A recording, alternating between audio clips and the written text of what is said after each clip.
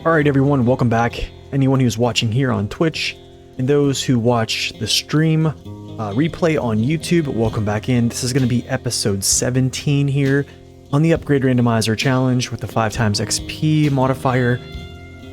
And yes, as you guys know, we are in Alaska because of a level cap requirement on some contracts in Michigan. So we're going to dive in and continue the journey here in Alaska. But yeah, let's jump in and just get started here. What's up, Forza Gamer? Welcome in, man. Good to see ya. Okay. Grab my controller and let's roll. Scoot myself in.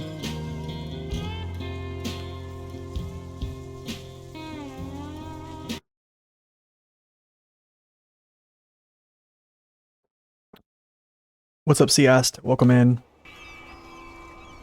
Okay, as you guys know, we kind of ended things out here on a bang last time, delivering that huge construction trailer to the port with the P16, so pretty good way to end the stream last time. What's up, Jack? Welcome in as well. And let's see here. Let's start knocking out some contracts, I guess.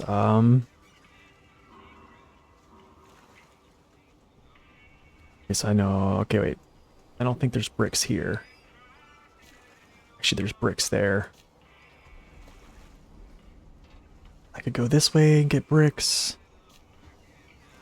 I think there's bricks. Medium pipes, service spare parts. We need metal beams and bricks. So I can get a lot of these here, actually.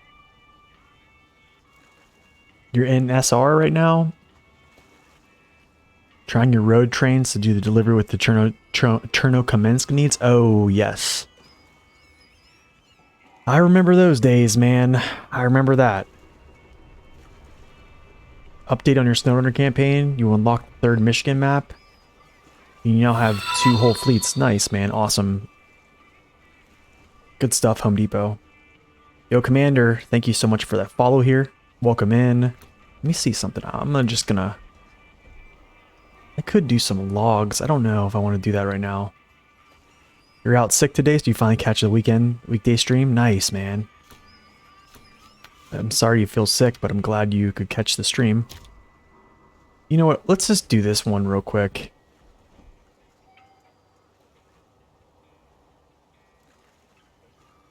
Yeah. Fire in a barrel. Mountain delivery. That goes to Mountain River. Pedro Bay. Okay, copy. Got it. Oh, what's going on with this thing? Uh-oh.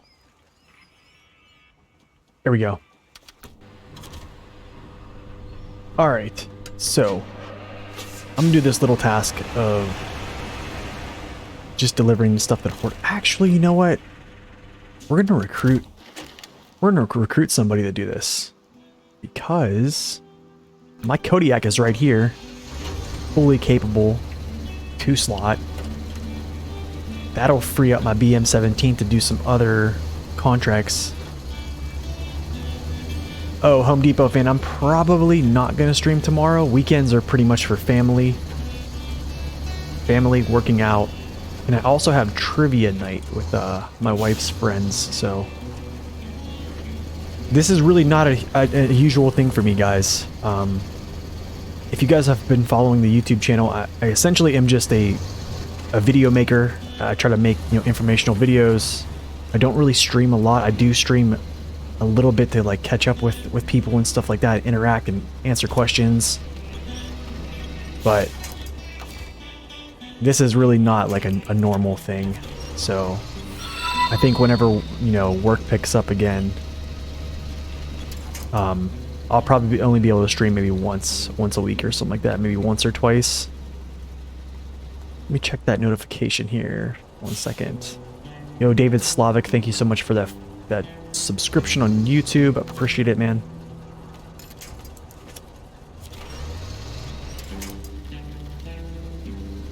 This is a tough spot.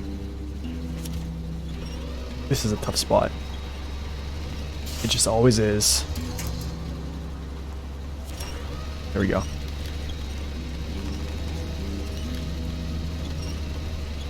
Yeah, it's crazy because there's a lot of people commenting on how much they really like this this playthrough and stuff, and they just found the channel, and I guess it's really cool that they're enjoying this playthrough and stuff like that, but it's not the true intent of my channel. While this is fun and all, the true intent of the channel is trying to create informational videos about this game. So, and that's essentially why I always point people back, because I've spent a lot of time working on those. Probably too much time. Too much time on this game, to be quite honest.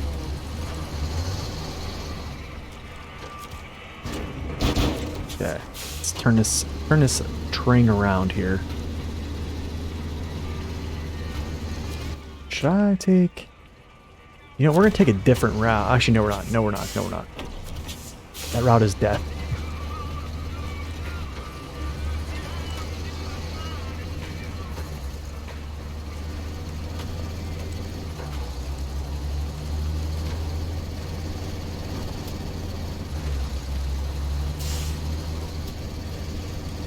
But yeah, also, I do want to comment on a couple comments I received on YouTube from some viewers. They, for some reason, people keep thinking that because I'm getting all these Russian truck upgrades that I'm supposed to be using them or something. And I'm not. Like, I'm really gonna try to stay away from most Russian vehicles, to be quite honest. Or most RU vehicles, to be correct. We're talking about the game preference or the game coding. They're labeled as RU trucks. I'm really going to stay away from those, except for like the low tier ones, like the Step 310 Echo, 5368 Zix, and stuff like that. I'll probably use those because they're not in any way, shape, or form overpowered. And if I do use a Russian vehicle to scout Russian maps, if I use any, it's probably going to be the Patron, just to kind of like expedite things. However, I do think we're going to be okay. You're currently fixing all the bridges in Island Lake. Nice, man. That is a lot of bridges to fix for sure.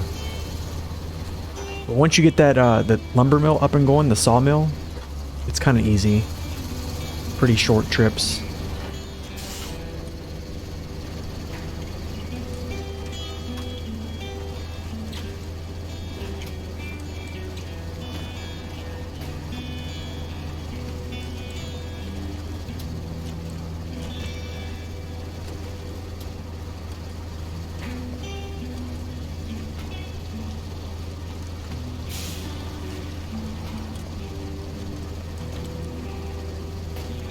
I'm gonna check out this this contract soon after I deliver this. I really do think I only have a few contracts left on this map. I think it's actually 3, maybe 2 actually. And then I think we're moving on to, I don't know where we're gonna move on to. It might be, I might just move on to Mountain River. Well, ain't you Mr. King of the Road? Not bad at all.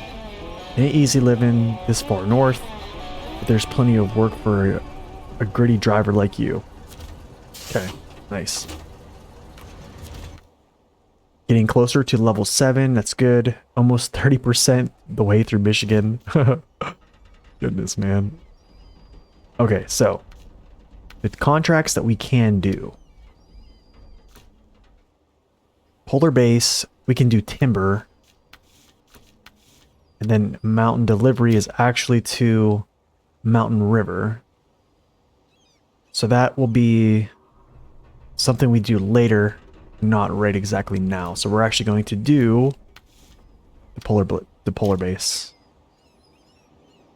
And since we're doing that, I'm going to actually go up here. Is there metal beams from here? There is. I need to get fuel from somewhere. Fuel station.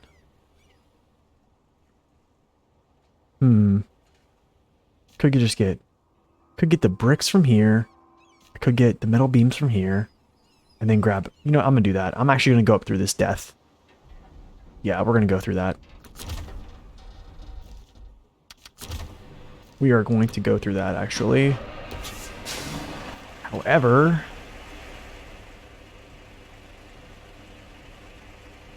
I can just, I think I might pick up something for weight here, actually.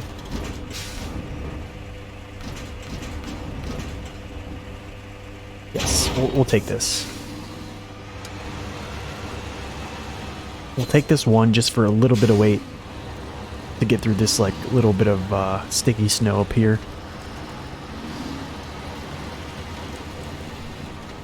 Oh man, this would be really, really nice if I could use the 6 slot on this thing. It's really not that good, the 6 slot on this. Sorry, close to colliding in the back right now on the low saddle. Yo, what's up, KOs? Welcome in, man. Sorry I didn't say hello when you came in. Good to see ya.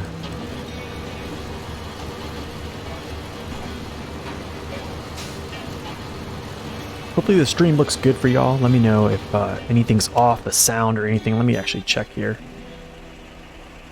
Just want to make sure we're good. Okay.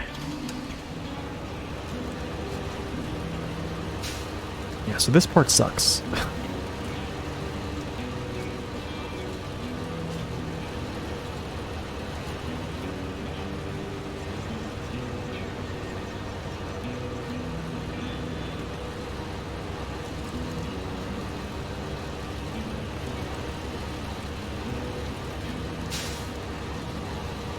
Actually, not too bad, man. I really expected worse.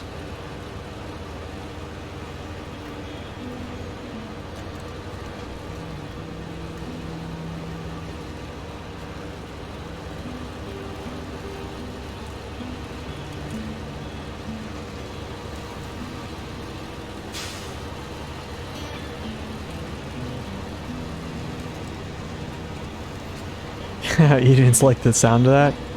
Yeah, I mean, like when I start working more, because if y'all know, like I did get laid off from like mass layoffs just recently. Actually, it happened last week.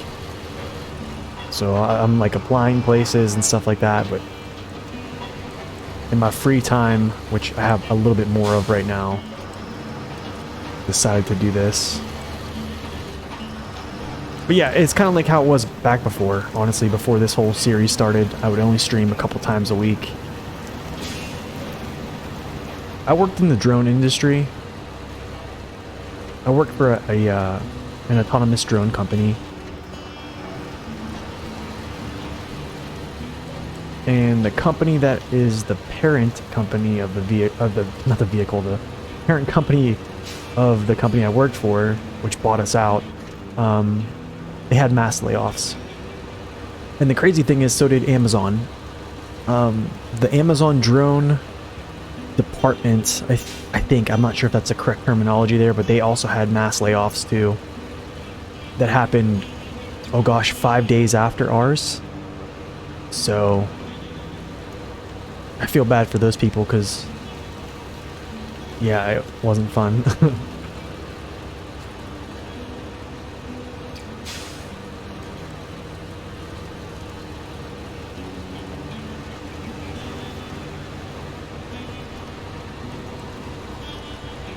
Man, and the thing was, I was like super excited because I am like, my basement is probably the same square footage as my upstairs in my house. And it's probably 3/4 finished already down there. Like the walls are in, the outlets are in. I think I just need to run electricity to some of them. I need to put the light fixtures in as well. But most of the stuff is already done. I just need to paint walls, put down flooring, and then kind of build my own little office room. And I had this idea of making a pretty sweet layout where like content creation, streaming, and stuff like that, but that all got put on hold here for a little bit. Okay, we're gonna go this way, actually, because the bricks are over here.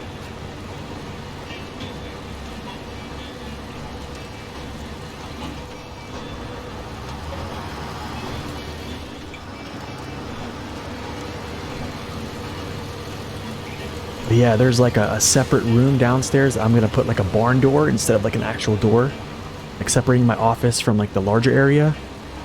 And I think the room is like 16 by 12 or something like that. It's huge. So it's gonna be nice when it actually gets done. Yeah, I think you're right. It's happening a lot with IT right now. Yeah, man, I mean, I hope so too. My wife wants me to start my own company where I do like drone inspections on like roofs and stuff like that. And maybe for real estate, but I don't know. We'll see.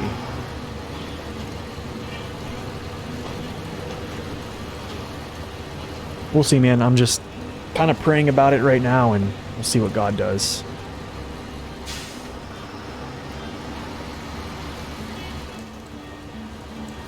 All right. Shield box warehouse. Okay, so I only could put 3 in there. So here's what we got to do.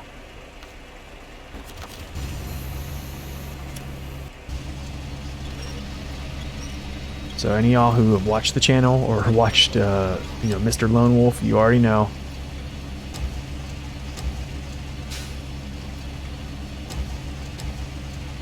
Think outside the box. Use your crane.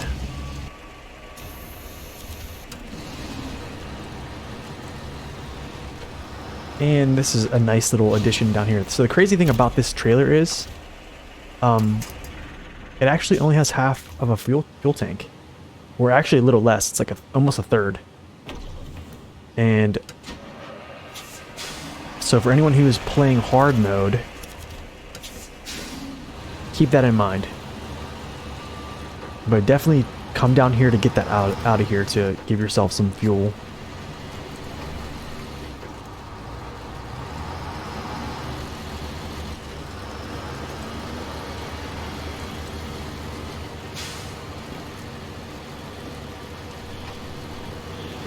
That's true, man. That is true.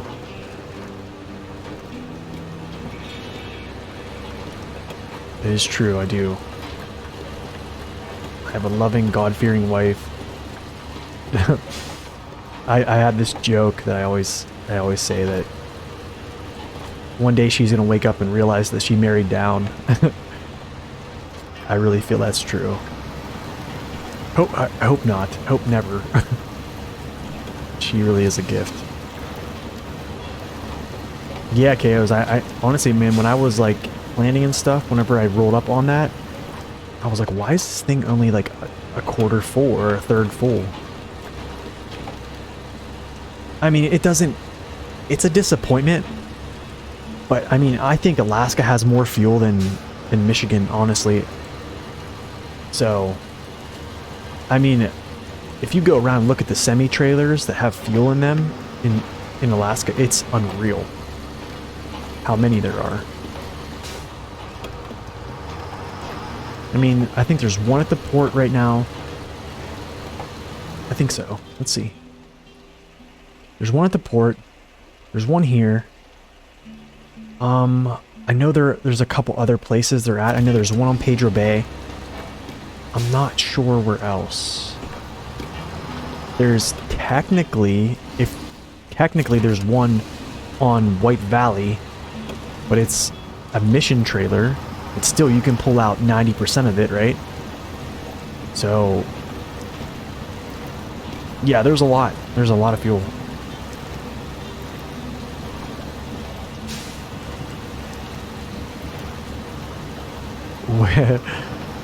Store your precious fuel.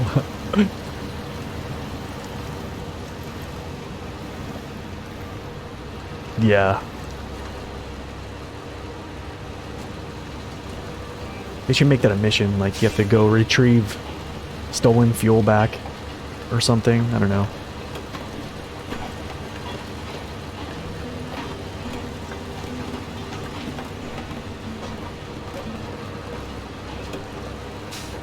There is no garage on Island Lake, actually. Home Depot. Home Depot, what I would do is, so essentially there's only two garages. There's only one on Black River and one on Smithville. There's no garage on Drummond Island, there's none on Island Lake, but what I do is I'll set up my operations. My operations are usually like staged out of the sawmill or the trailer store. So yeah. Now you can see I have trailers all over the map because I'm still gonna come back here. I haven't cleaned this all up yet. But yeah, I essentially would just bring trucks in here to stage operations.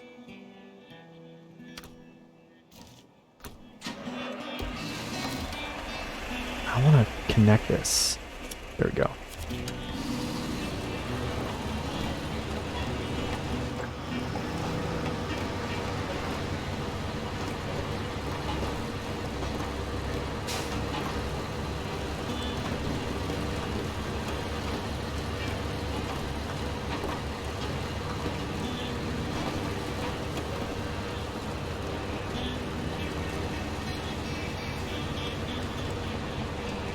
You know, another thing is, I love the, I like the sound. I don't say I love it, but I like the sound of the BM17 a lot.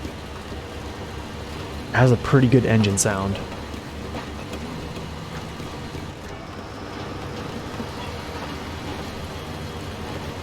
Okay, so that's not, I have everything except for fuel. So I'll drop this stuff off, go grab fuel from the fuel station down the road. And that'll be the polar base.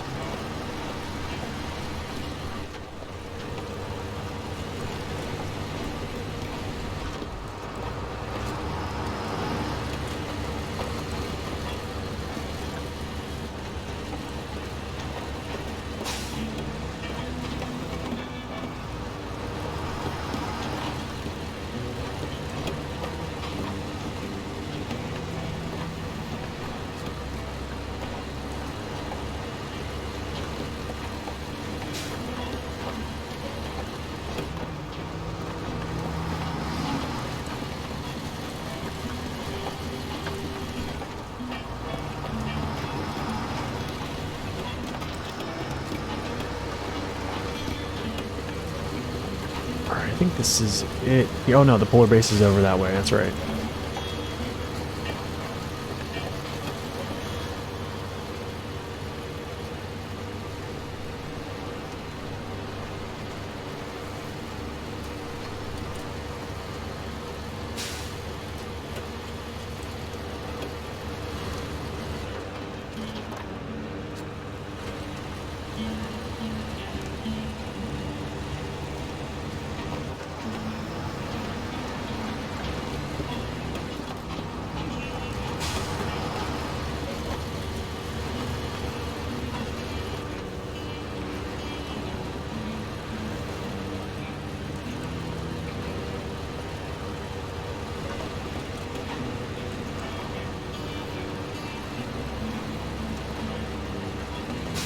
Hold up one second. I have to take a drink of this coffee here. I gotta wake up. Alright, there we go.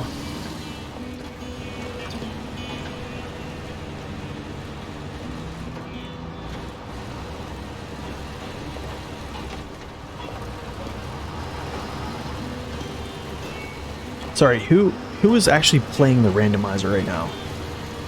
Or where is everyone at in their playthrough? Hard mode, normal, new game plus.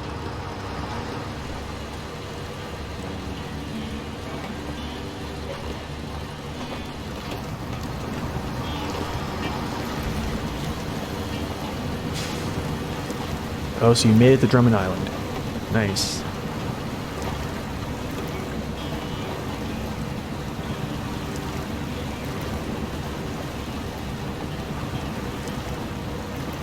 Yep, now is the interesting part of logistics. And of course I'm sunk in. I probably should have went like up this way. Whatever.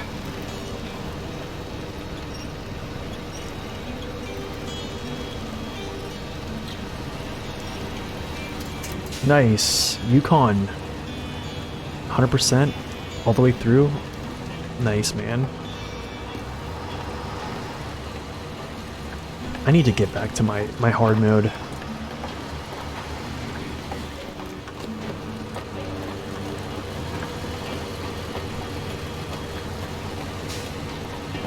I think I enjoy hard mode. I think it just requires so much more time and thinking.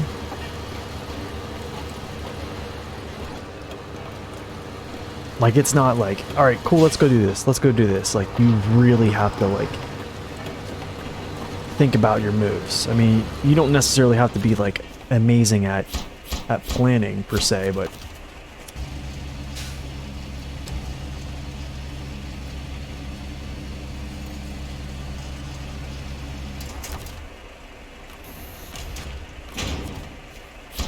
Okay.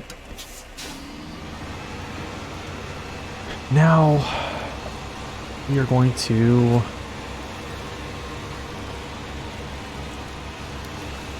go get this fuel.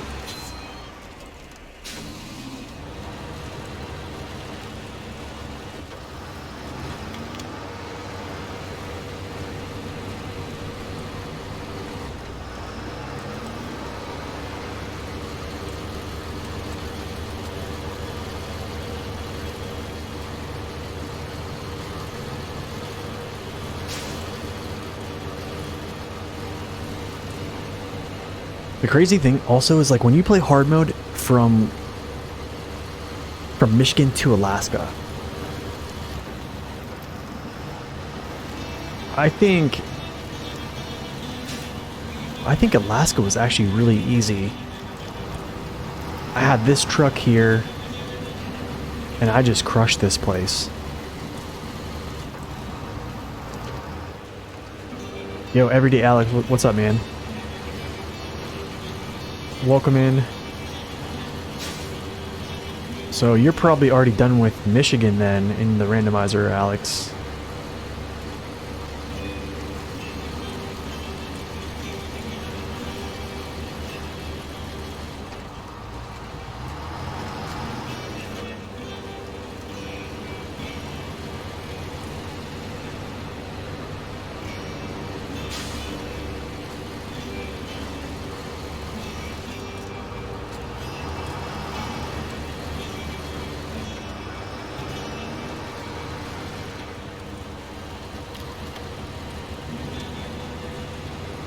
Alright.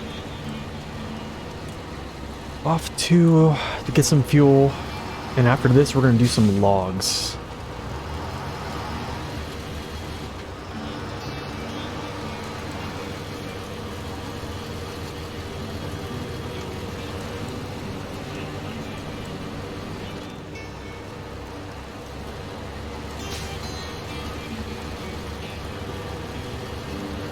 Got Northport finished up as well. Nice. Good stuff, man.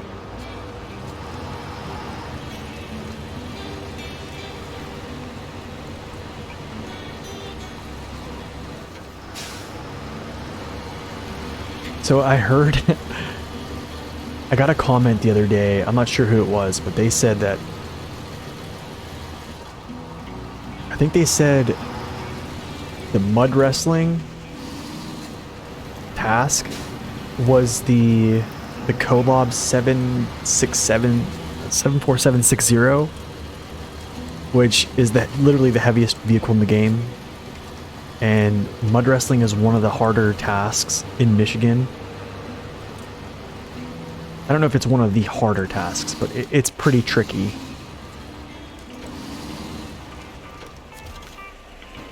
Oh shoot.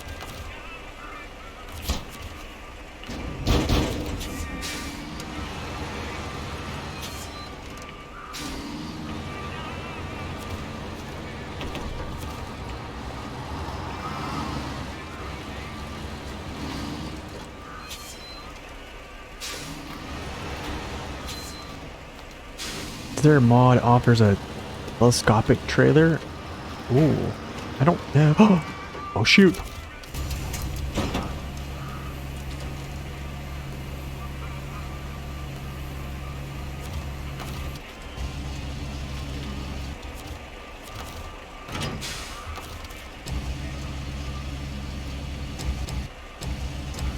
What in the world is going on? I still have my engine, but I can't push this out.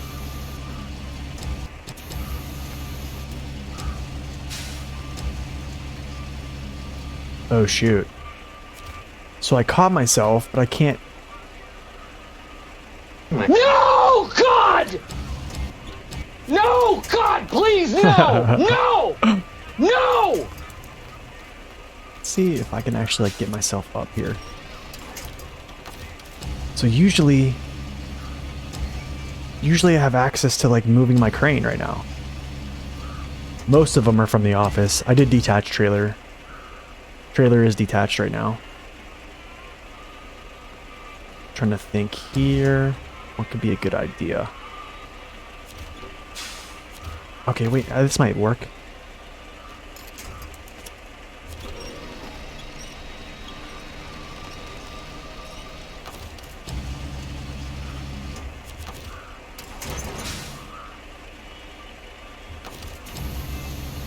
Yeah, I can't even move my crane. The crane's bugged. What I would do is I would extend my crane and it would tip me over. No, I can't. I can't move it left or right or extend it at all. It's not letting me. That's the fix there. If you go to tip over and it's to the right, you just deploy your crane, but... Oh, however, I think we're stuck. Oh man, I don't want to be stuck right now. Is there any...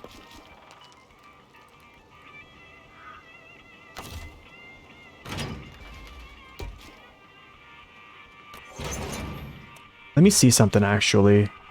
I wonder... Yeah. Whatever. That sucks, but... That's just how it is. But here's what we can do.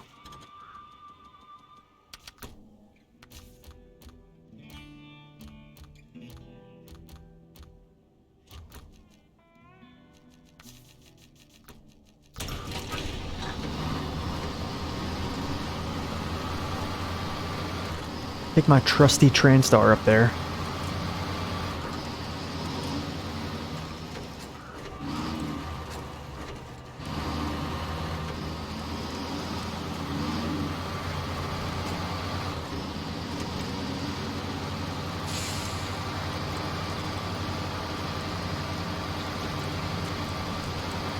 Yeah, I still would have to drive back up there though.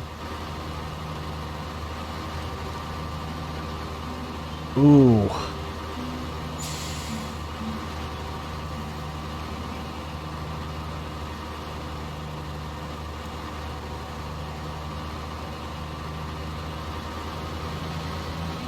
Alright. Alright, Transtar.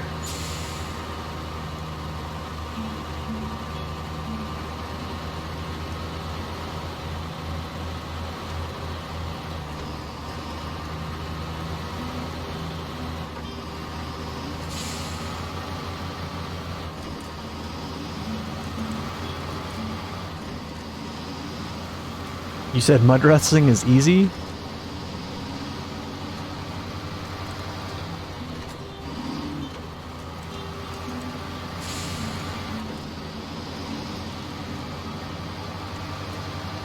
I mean, it's pretty tricky to do. It's pretty tight going through there. Winching that truck out of there.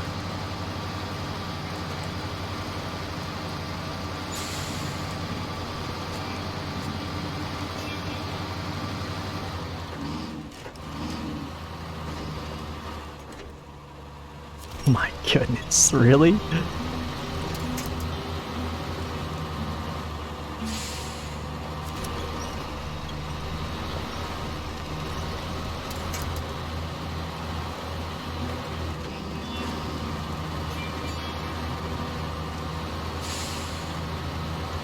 Ooh, chain tires, huh?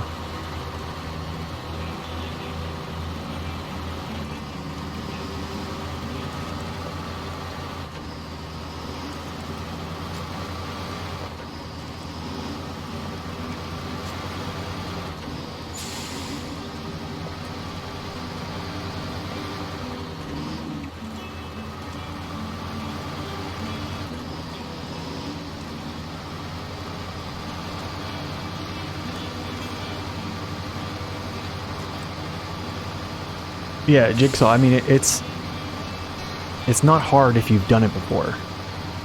But for people who've just got there, it is a tricky task.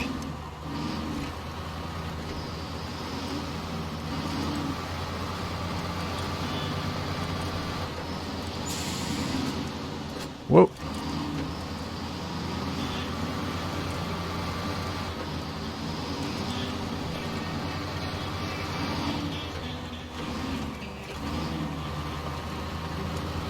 Okay, this is probably gonna be difficult, I guarantee it.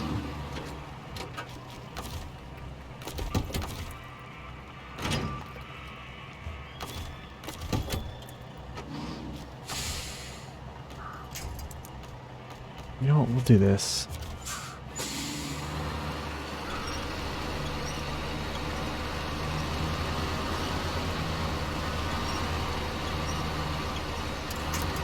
Okay, I'll get myself on some snow here so I actually have some grip.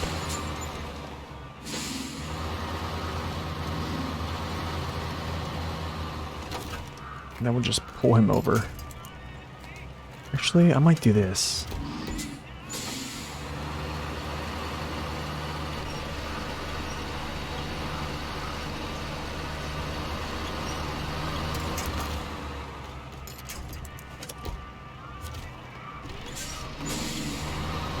What am I doing? I hit the wrong button.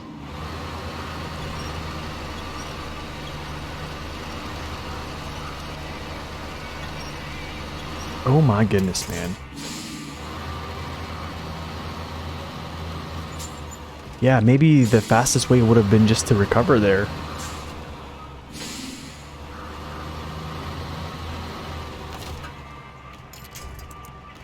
I feel like this is a bad winch spot. It should be like right here.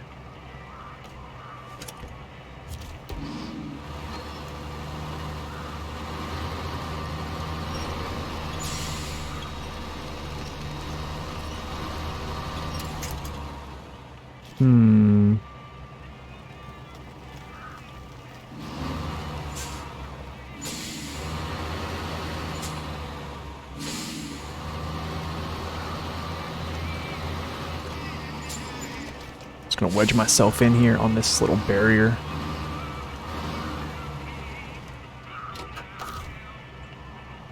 Big crane would have helped for sure.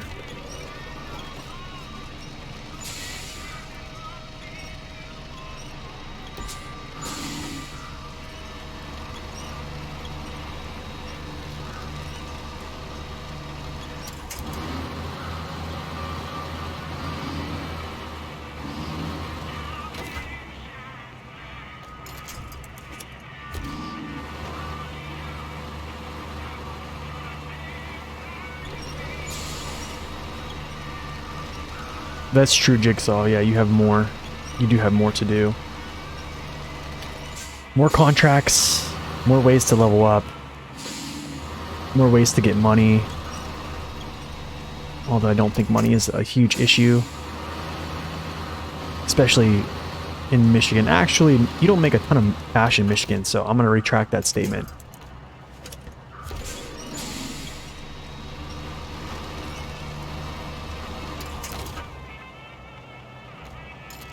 No, right?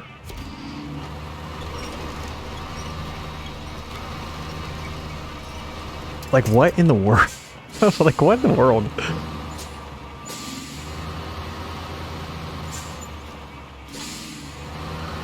That winch spot is terrible.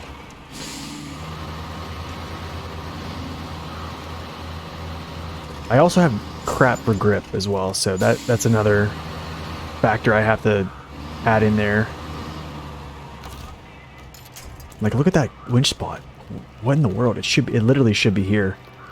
And this will be easy.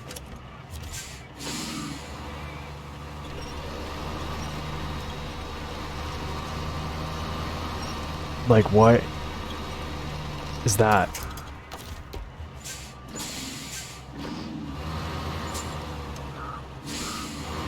It's like easier tipping the BM from the front.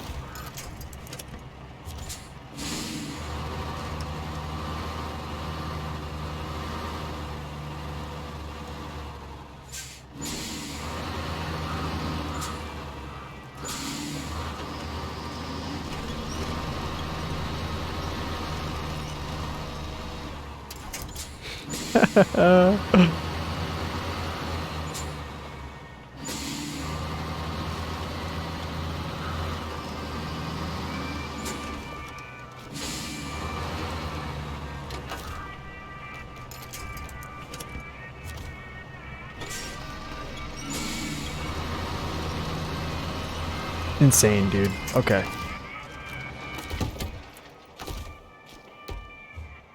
Insane. Probably should just brought a big crane, like you said. In my head, I want that low saddle for that trailer that's back there, where I got those bricks. So that's why I didn't reconfigure him.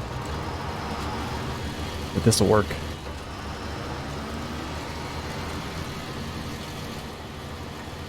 It was that easy.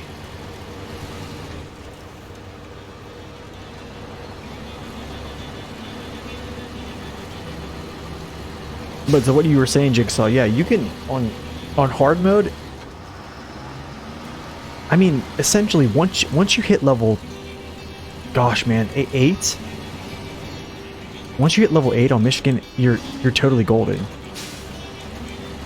You have your max upgraded tires, essentially on most vehicles that you drive, because most vehicles you drive are going to be the North American vehicles, unless you went and jumped to, you know, a Russian map, or there is a few vehicles that still have tire upgrades after level 8, which are like sometimes level 12 for muds, or level 13,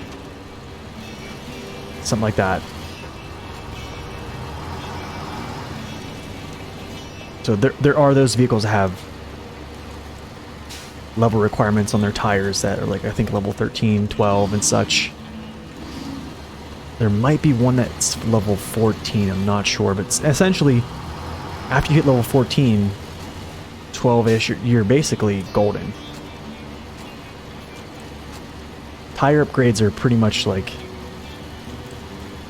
what you really, really need. After that, there's really nothing to look forward to in hard mode other than just getting upgrades. Saving money, I guess, if you like that sort of thing. Gosh, the BM is swaying, man.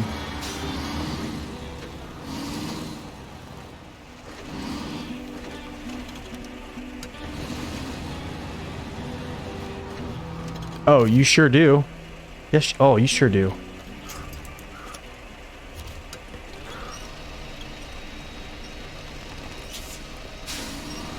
For one, the Tega isn't, the Tega is free. All you gotta do is repair it. So you gotta spend just a little bit of money to repair it.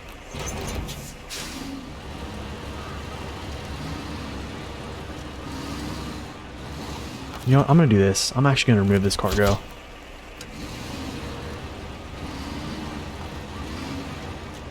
Oh, that could have been bad. The Azov, I mean, count up the trailers that you can sell in Michigan, and right there's a truck.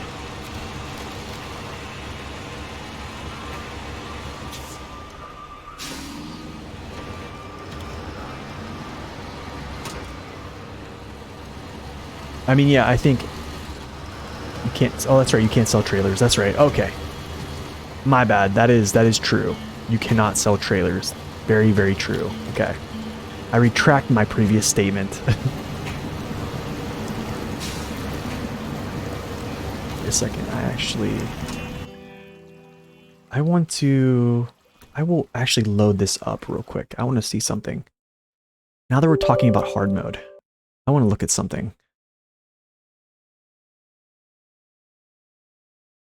Let's see if I can even get it to boot.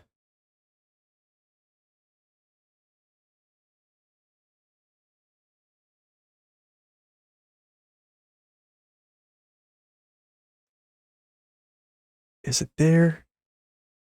Very, very good point. I forgot you couldn't sell trailers. And you need the Azov to get a Tega. No American truck will get it. Maybe Pacific can do it with Alaska engine upgrade though. So here is the thing. All you have to do is repair the Tega. If you repair him and refuel him, dragging him out is actually rather simple. Back to the garage.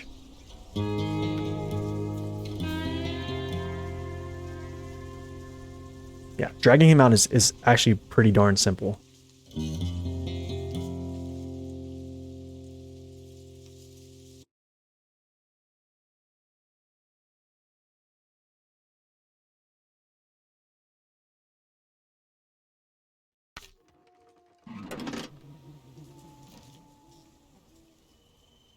Shoot, let's see here.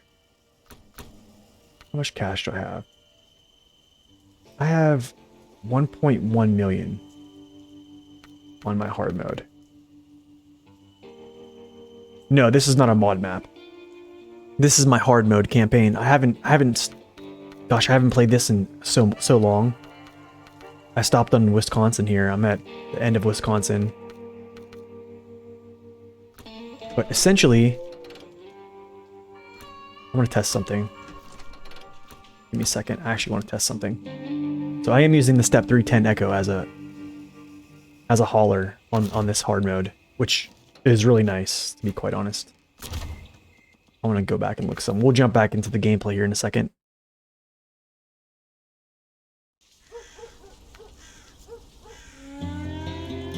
Now I think this, if you don't have good tires, now if you think you're gonna rescue the Tega with like highway tires, you might not make it. I don't think you're making it. I don't think you can just go out there on hard mode and rescue him at level 1. For one, you need money. Okay, so you need money to... You're going to need a little bit of cash, actually, Jigsaw, to have fuel to go there, to refuel him. You're going to need money to buy a trailer to repair him.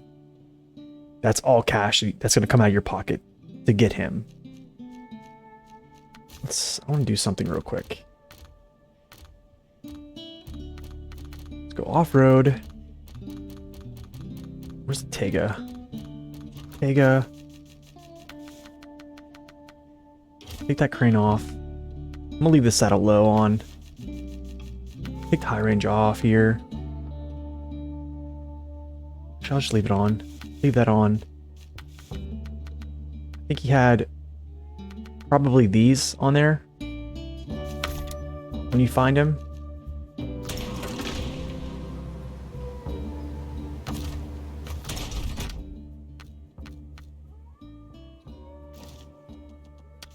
I want to see how good this goes in actual mud with highway tires. Okay.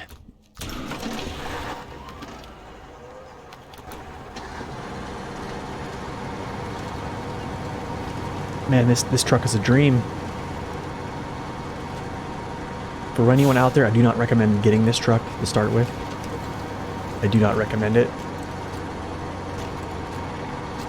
It will make things way too easy for you, unless you want it that way.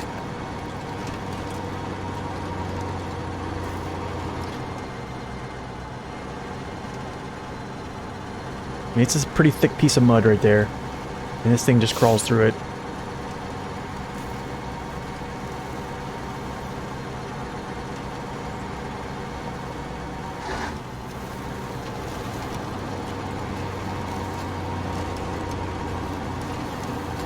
pretty thick pieces of mud here too as well. Actually, these are moderate slices.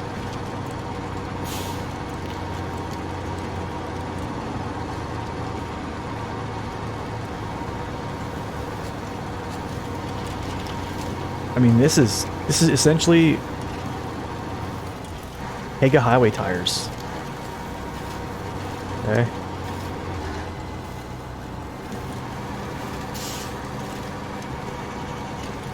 It's probably gonna get stuck here. Yep. So essentially,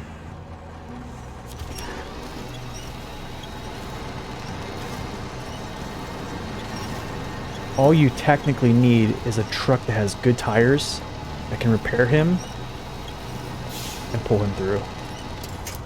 But getting him back is going to be difficult.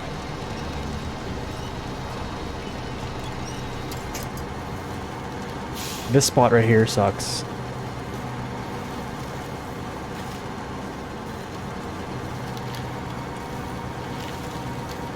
But I mean, this is some thick stuff, man.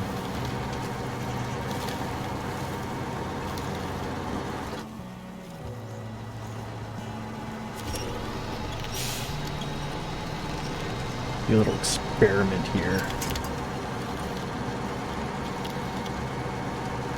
Just leave it in low. Okay, so the Tega is like stuck down here, right?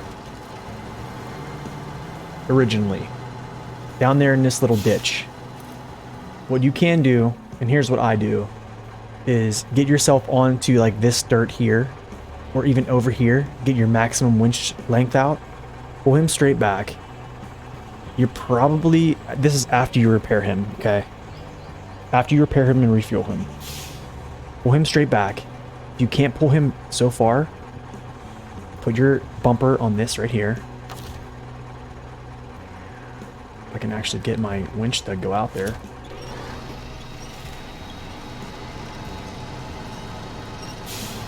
Kind of get there to explain this.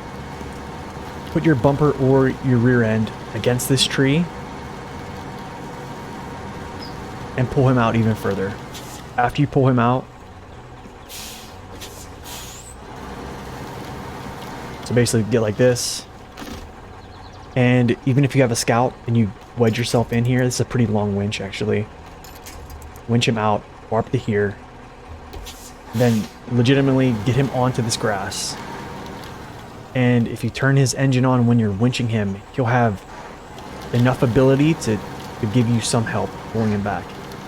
The only problem is, like, whenever you turn and with a winch truck, they undercut you, so you just gotta be careful. And then you can literally drive right along this and elude all this stuff. However, you can see this is kind of like downsloping, so be careful, don't pip. And you can just lead yourself right out.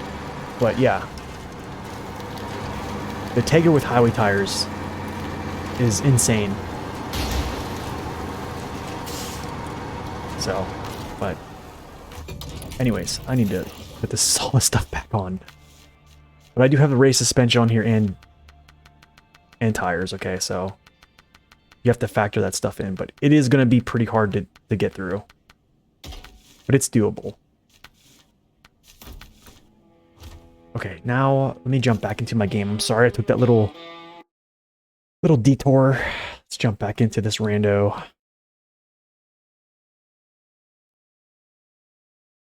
Yo, what's up, Nos? Welcome in. You're working on an Excel sheet of available cash and experience available in the game.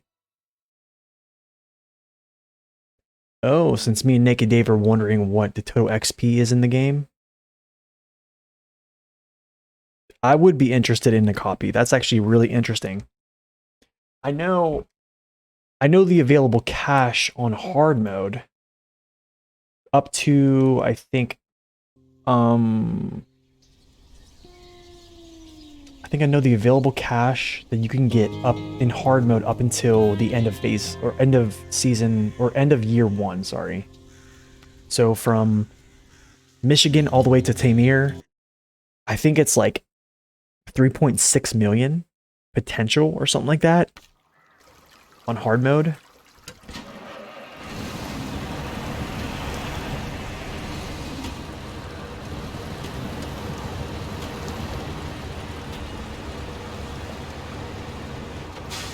Actually, it might. Let's try that.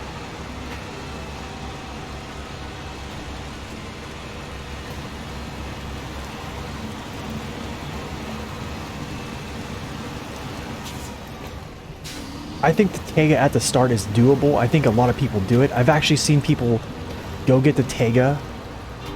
Then, so the thing is about the Tega is when you get it back to the garage, you can automatically equip all-terrain tires on it. Okay, and it's the ATHS, which are the singles. So they look like essentially a like a flatter version of the OHS2 or a worn down version of them. So what you can do is with that, the Tega already has upgraded tires at all-terrain, and you can use the Tega to go get the Zix 605R in hard mode if you so choose. However, I think that ruins your game. No, Phase 9 is not out. You can purchase the Year 3 pass, but Phase 9 is not coming out until like, they said March. I think they even said maybe April.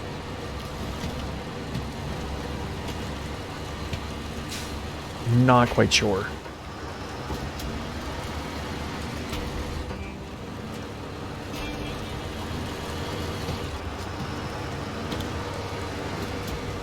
Yeah, I've seen a video where a guy gets the Tega. He goes all the way to unlock 605R with the Tega all-terrain tires, and then yeah, that's how he starts his hard mode. I wasn't a huge fan of the video, but it's doable. But the thing is, you managed to keep those eggheads happy for now. Thanks a lot. Here's the thing: if you're gonna go do that, the margin for error, where it's like game over, is very, very small. Like, essentially, I would have to get back on my other file to show you the actual routage that you have to take in Urska to get over to Cosmodrome. And, like, with the Tega, with, you know, one of the better off-road trucks in the game. And if you mess up, it's game over.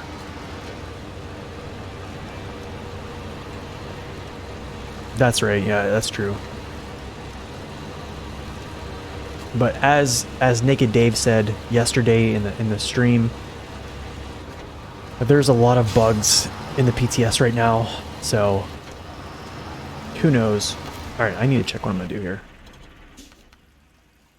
Not doing those. These are some of the harder contests in the game, honestly. I think that's it.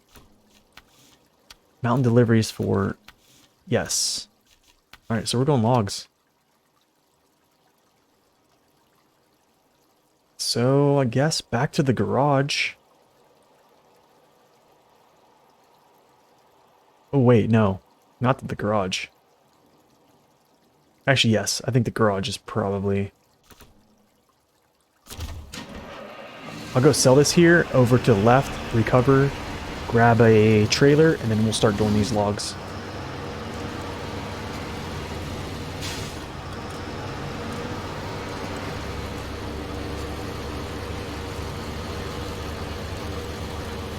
Yo, anyone who's stopping in, welcome.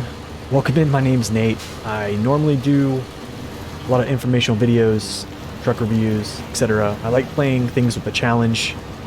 I played the game through a couple times on normal mode. I'm currently on hard mode. I haven't picked it up since I got to Wisconsin, but that's just because I've been busy doing other things. But I like to do some interesting challenges just to kind of like keep everything fresh, because if you don't, I think the game can get kind of boring after a while. So hopefully you guys find this interesting. I sure do.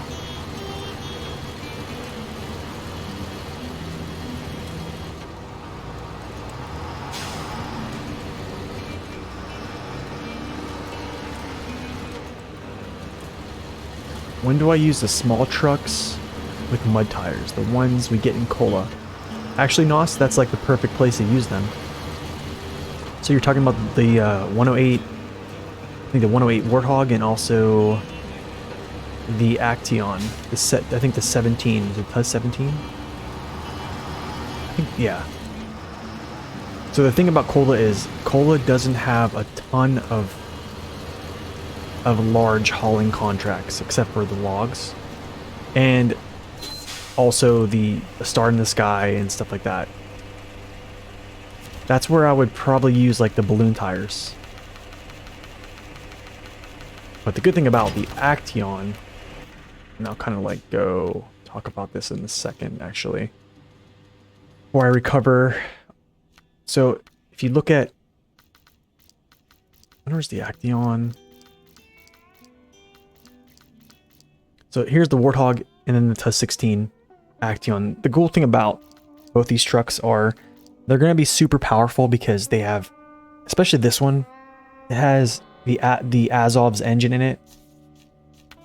So this engine here in this very, very small truck. And while they do have balance property issues, like you did say, the only way I think that makes them somewhat manageable is using these tires right here. So that's probably what I would use, because these are actually wider tires, so they give you lateral stability. Now, there is also the thought of these tires here, using these to give you more bite, because they penetrate the actual terrain better. These tires can legitimately just keep you on top of terrain surface. So that's essentially. But here's the cool thing about this vehicle is it's the only vehicle outside of the Scout class that has an autonomous winch. So effectively, this is a Scout vehicle that's in the off-road class. But the cool thing is, Cola has a lot of one-slot cargo deliveries, and these trucks are like perfect for that. So I think the developers kind of put these in there, so we would use these for those deliveries and such. You can do that and try it out, but it's all up to you.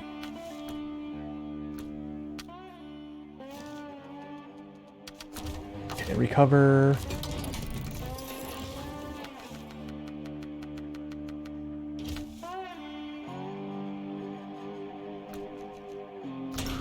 All right, let's see. Let's do long logs first. How about that?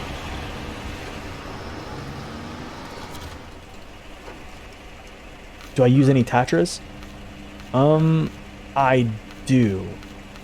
I don't use Tatras a ton. I don't know. I use Tatras a good bit. Thank you, Ergax, for that follow. I'm not sure if I said your name right. Actually, we'll do medium logs first. We'll do 2 mediums. I think it's... Let me just double check this. Sorry, guys. I have to verify this. 2 loads of mediums. Okay, cool. They're underwhelming. So here's the issue. I'm gonna go back in the garage and talk about this. Let me give me like 2 seconds. This is what like my impressions of. I mean, if you want more info, I have done reviews on these, and you'll hear more of my thoughts on these. But anyways, for the Tatras, I think the main issue for these things, like, this is a wonderful vehicle, to be quite honest. Like, it is very, very efficient. Probably one of the more efficient vehicles in the game, actually, to be quite honest. And it shares the same engine as a 605R. However, the bad thing is, it doesn't have many many add-ons. Like, these are mod add-ons right here, these OS stuff. You know, it has a saddle high, has a roof rack, which is really nice, right? Awesome. But the bad thing about this is, when you have a truck that has 8 tires, huge engine, yet it doesn't have an always-on diff lock, you're gonna bleed power through these, and you'll see that too. Like, wheels will be turning, wheels won't be turning. Yeah, it's like it shines. The Tatras shine in low gear. Low gear with diffs turned on. Other than that, like, yeah, they just. I don't want to say they struggle, because they don't struggle. It's just that's how I feel. The Phoenix is a different type of Tatra. all in itself. This trailer is from the Awesome pack.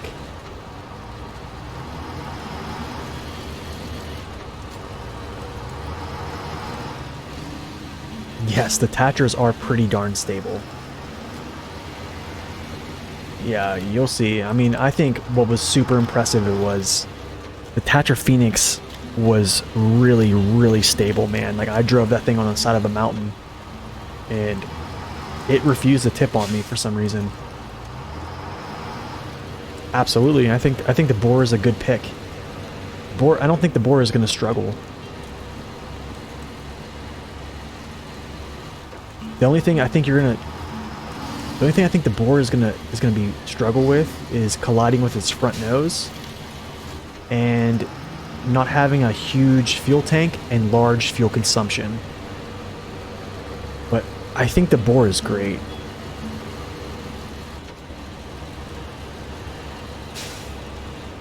Yo, Kahina, welcome in as well. I mean, I like the Boar a lot, to be honest.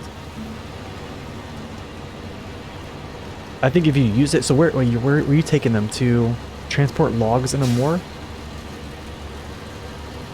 Yeah, I think if you have support or fuel, I think you should be good.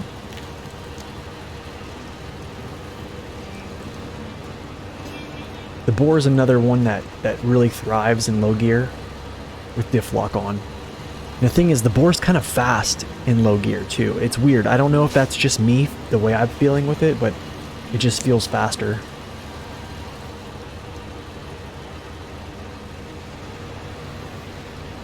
If I had a couple things to add, I would say driver level talent trees. Like, whenever I level up, I get a point to spend. Where I get like 2 points. And like have like a talent tree that you can pick from to like customize your gameplay. Like driver skill talents. So then like I could essentially gear or tailor my driver and make like almost a play style out of it. So I could effectively make a truck better at something or mitigate some of its weaknesses through driver talents. Also, I wish that multiplayer was... Let's see. I think they should have an actual dedicated save file for multiplayer. So like, let's say me and Max Power, we're going to start I say a hard mode multiplayer. Well, that file, there would be no host. Like, I would not get all the progress and he wouldn't get none. Essentially how it is now. It would be, we share the same garage, we share the same trucks, we share the same pot of money. And we only can progress the game when we are both logged in on that save file in co-op. I think that would make it really, really cool. A multiplayer save file, yes, essentially.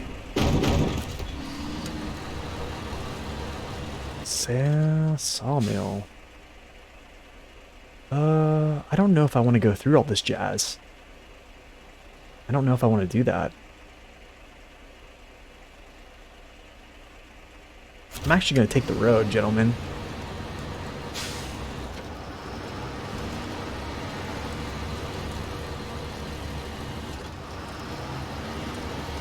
Yes, like personal servers. Off the top of my head, Nos, I don't think. There's a couple things I probably would say. I don't think off the top of my head. I can't remember them though, but yeah. I think those two are huge. I think... I don't know. I guess I don't like the leveling system as well. I think you level too fast in this game. I think hard mode shouldn't have been... Hard mode should have been something like this, where the leveling is slower and it's actually hard. Like, the mechanics are harder. Not, hey, you gotta like pay for everything. I don't think that makes the game harder per se. That just makes me want to like exploit more free things in the game. Do you know what I'm saying?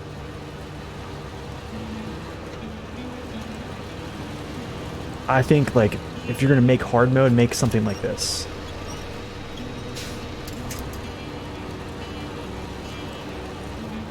I guess making some North American vehicles that are underwhelming readily available. Let's say that, for instance, the Freightliner 114 SD. I think its level unlock is like level 20, I believe. I think it's level 20. Why is it level 20? Like, what is so great about the 114 SD? That all of its upgrades need to be found in White Valley, Alaska, and it's locked behind a level at level 20. That vehicle should have been available at level 1. Yo, Jablonker, what's up?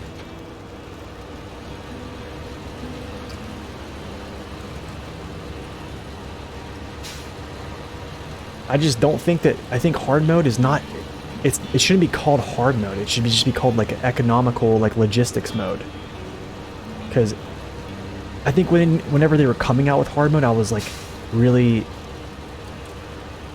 I don't know, I was kind of intrigued, but I was really surprised how they actually implemented it. They just made it all about like money. You know what I'm saying? It was all about just restricting your funds, and like I don't think that's hard.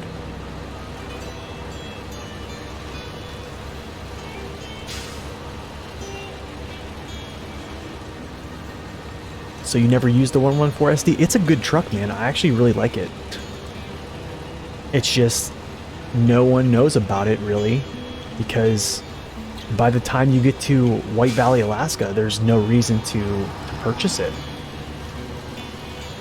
I mean, why get a 114 SD when you have an ANK? Do you know what I'm saying?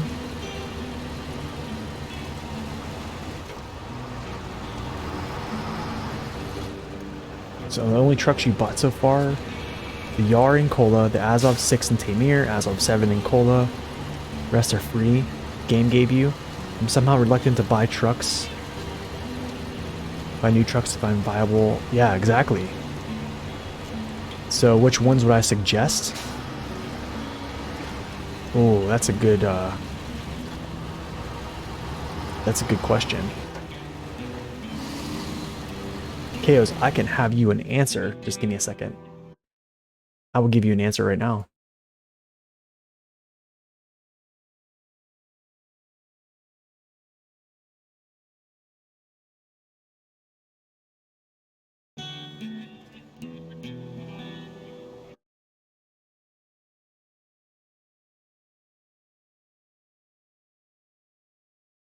I will have you an answer. You sold all the trailers in all 4 maps in Michigan. You already have enough money? Yeah. So, I mean, if you in normal mode, if you sell all the trailers, man, that's enough. I think you'll probably have 100,000. I think. There's so many trailers to sell in Michigan and Alaska. It's unreal. It's truly unreal. Oh shoot! I didn't mean to go to that file. I need to go to my other file. Sorry, KOs. I'll get back here in a second. Sorry, guys. I keep flip-flopping back to my Steam file here. Just want to make sure it gives some good, solid answers here. So I did kind of explain a little bit on my hard mode tips of what vehicles I did buy early on. But I'll kind of explain some of the vehicles I purchased.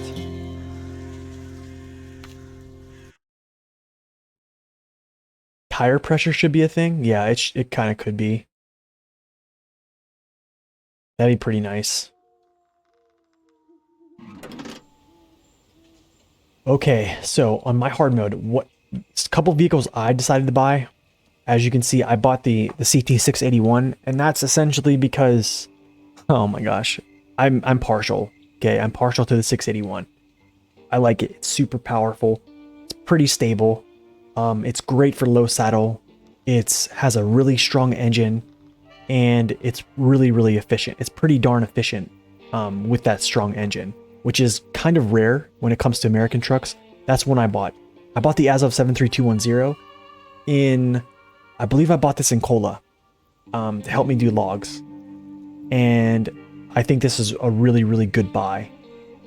It's helped me out a ton. I think this is a really good buy.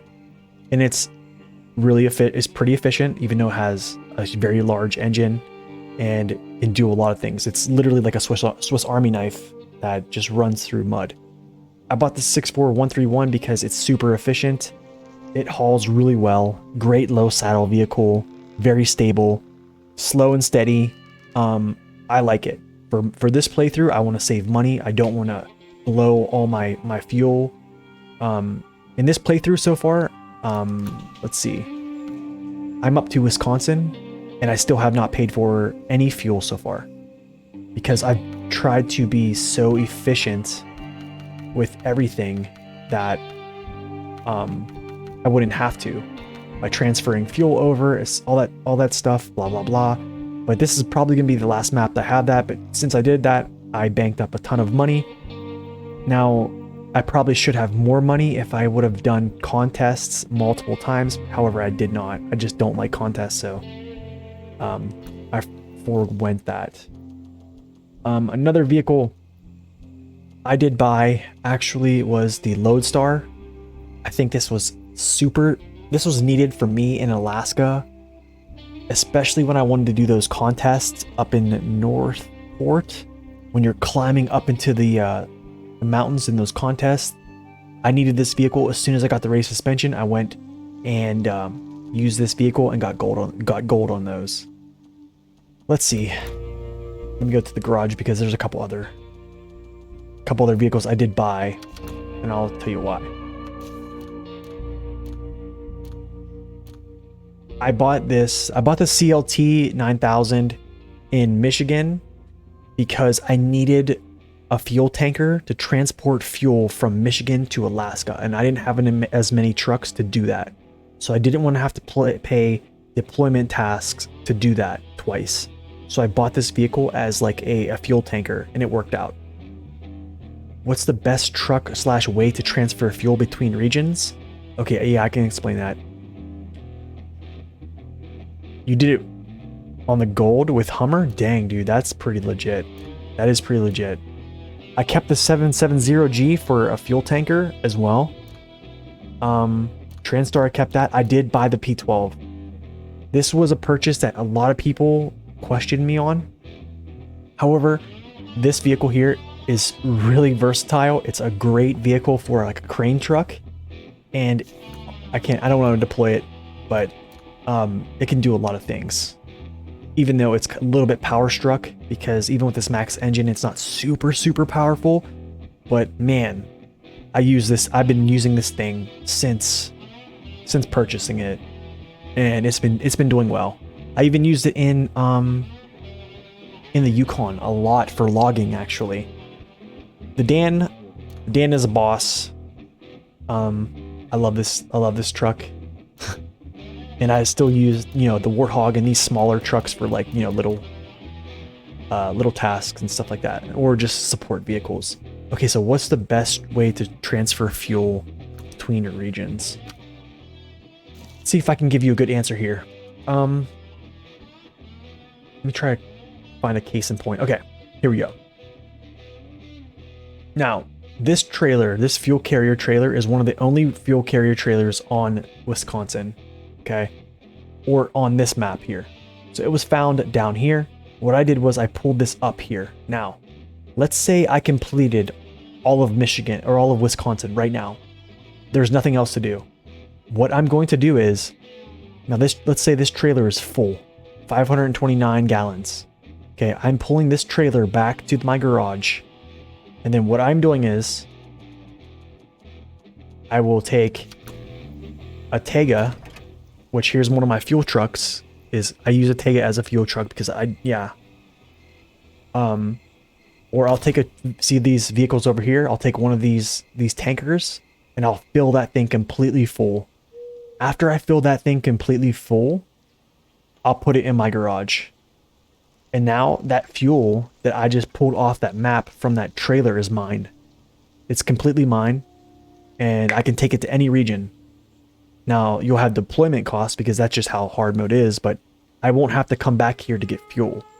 So essentially, when I finish a map, I do this. Mostly all my vehicles will turn into tankers. If we go into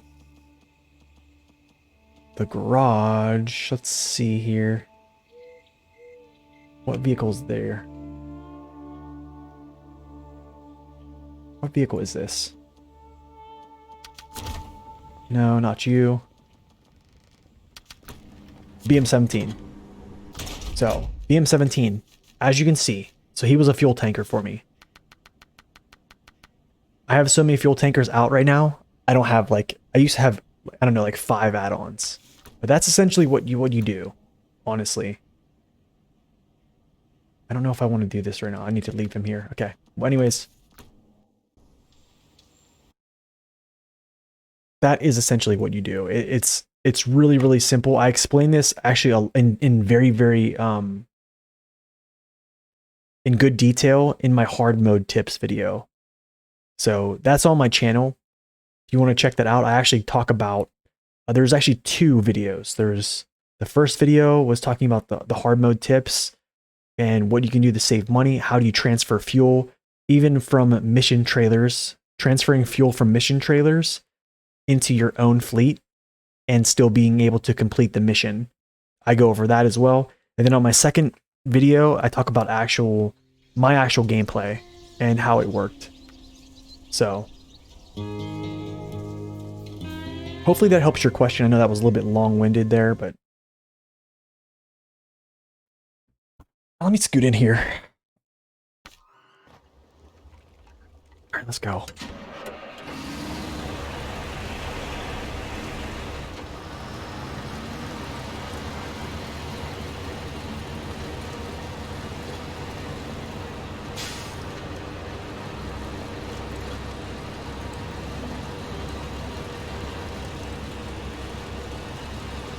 But yeah, I think KO's in a short answer is, if you can justify buying a vehicle, then I would just do it. I mean, like, to my knowledge, you probably can complete the game at a pretty good pace. I think if there's a truck that you're comfortable with that you want, just buy it, man. I mean, honestly, like, I probably shouldn't have bought the 681, but it was just a buy because I just wanted to play it. You know what I mean? Like, it was getting a little bit boring playing like the Azovs and all that stuff. Because, I don't know, after a while that stuff gets kind of boring. I wanted a little bit more of a challenge, I guess, and just a little bit different, you know what I'm saying? Different approach.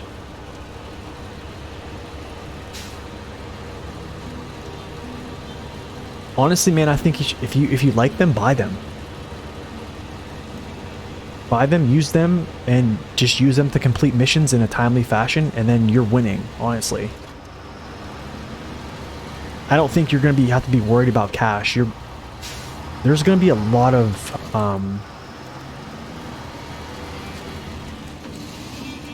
money to be had. Yukon gives a ton of cash too.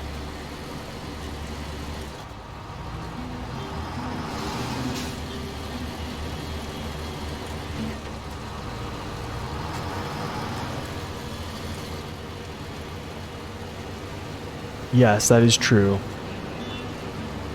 I believe the extended fuel tanks are on the 770G, I think, and the 5600 TS. I'm not sure if the 73210 has the extended fuel tank. That I don't know off the top of my head. But the thing is, if you're going in chronological order, you really can't tap into getting the 73210 or, I mean, the 5600 TS until Wisconsin.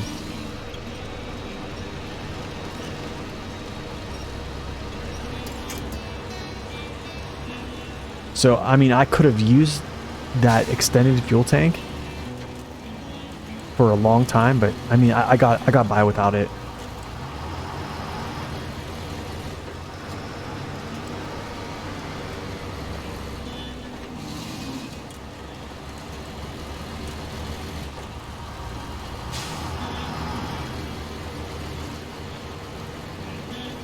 Yeah, the Vorongrad is pretty great. It's a great truck. I mean, on hard mode, I mean, even using a, here's the crazy thing about using a Tega as a fuel truck. Because if you think about it, when you put a fuel tanker on a vehicle, it makes them tippy. Okay? The Tega is one of the more stable vehicles in the game. So it offsets that. So whenever you need to get a tanker out to a very, very hard location to get to, like a very austere location, to refuel your truck and you're stranded, it's a really great truck to have, right? Because you can depend on it. But if I would throw a tanker on, like, I don't know, let's say a GMC MH9500 or a Fleet Star, it's going to be really tough getting out there. What is up, Forza? Welcome in.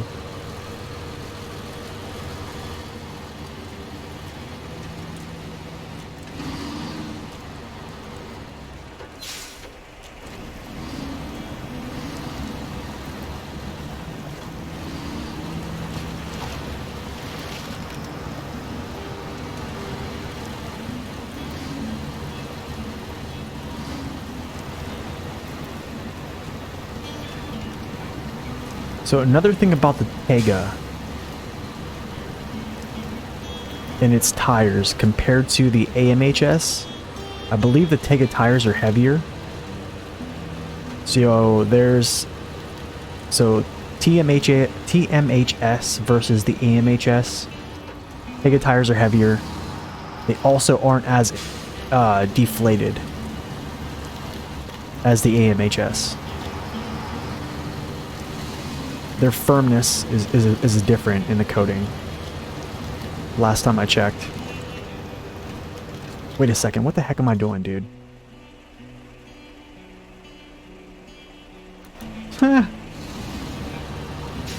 Talking and not paying attention. I'll spin around right here. It is really powerful. It's just a really powerful truck, honestly. I'll just spin around right here. In this little junction, I'll just back this thing in. I wonder if I can cut through. I probably shouldn't do that.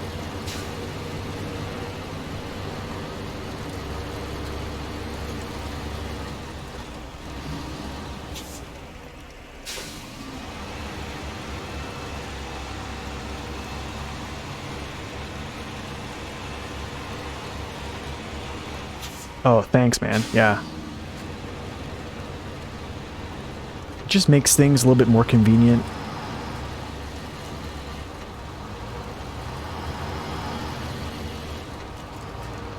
That's right. That's right. I zigged before it. Yeah. And I should have zagged. That's what I'm saying, man. I start talking about something. I forget what I'm doing. Forget where I'm going. That's why I need to start putting down those little waypoints.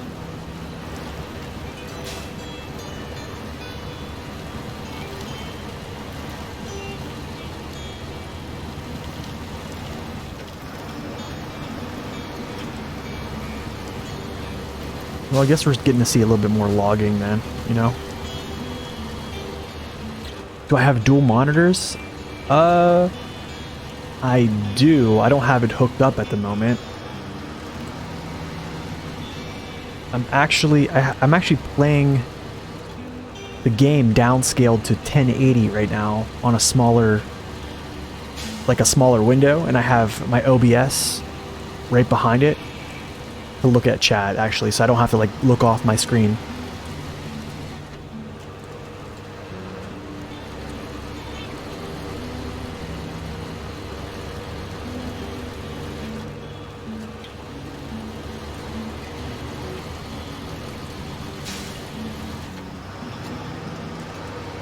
Oh no, I know where I'm going, it's just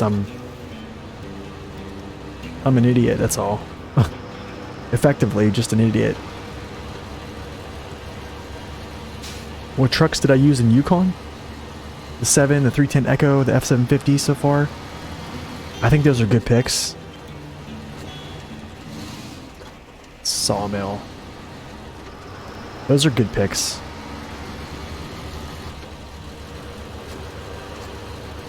Honestly, man, I used the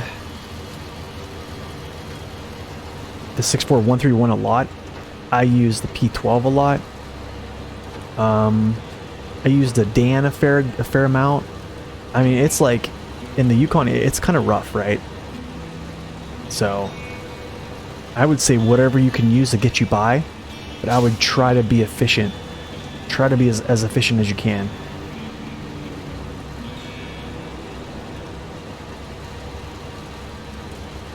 But you're gonna need something with pulling power, especially to get you up those hills when you're pulling all that cargo. So, but I'm pretty sure all those vehicles that you just mentioned will do it. Even the 310 Echo actually is pretty darn strong. Yes, it's the Olsom's trailer pack. Yes, yep, this is Olsom's MLVC.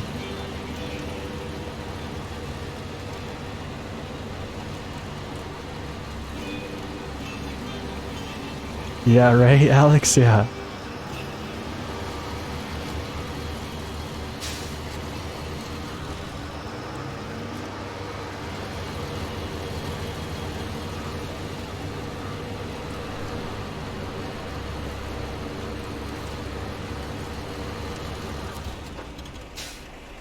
You're surprised to see it's not in my fleet? Oh, the 73210 is. Yeah, the 73210 is in my fleet. You're talking about one of the better vehicles in the game there. I don't think it's an overall better version of the Dan. They're two very separate, different vehicles. Dan's a 6x6, that's an 8x8. But I don't know, I wouldn't sleep on the Dan, honestly. That people really hate on the Dan, but it's pretty wild, man. Especially with its active suspension, its pulling power, and it has a low saddle for a heavy. I mean, it's the only thing it doesn't have is a small crane.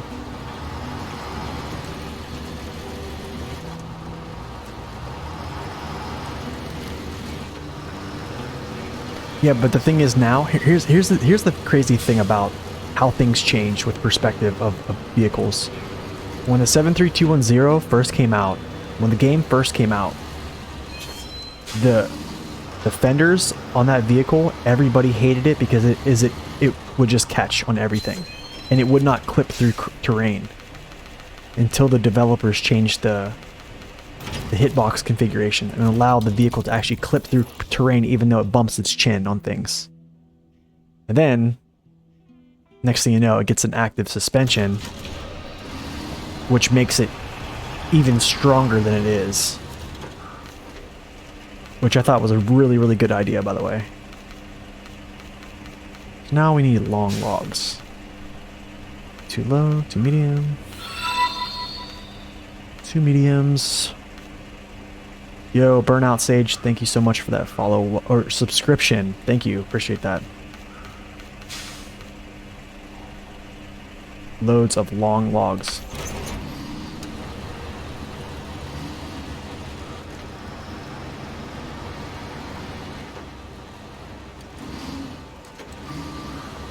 Yep, exactly. But I still think it's worth it to get the 73210.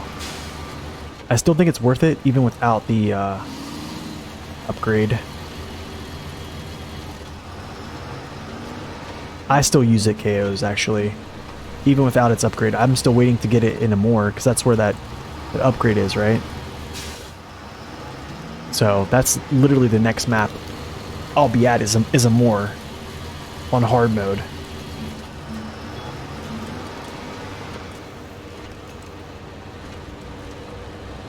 Which I don't know, does that sound like an appealing thing to watch? A more hard mode or no? Does that just sound like a lot of struggle to watch?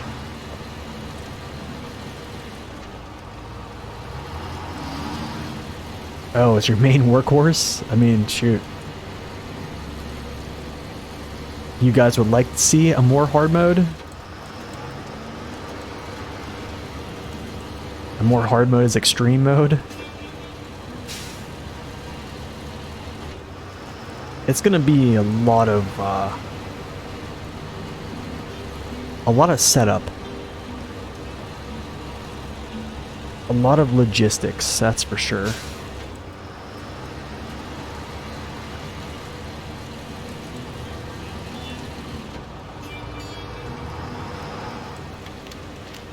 It would honestly probably be a lot of watching me drive around setting up the map. Trying to get trucks over and refueled and in place. That's really what it's going to be. A lot of me sitting in map view, looking at what I can do. Yeah, it's... If that seems appealing, I will definitely like try to stream that stuff. As bad as the more was, you disliked Yukon more?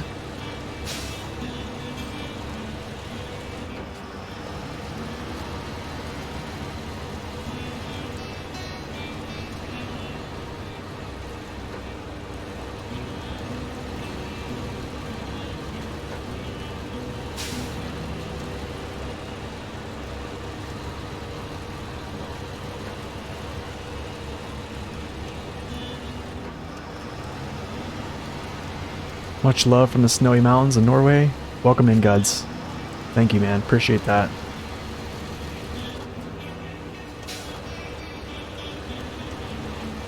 Yukon was tough. It had a lot of hard parts of it.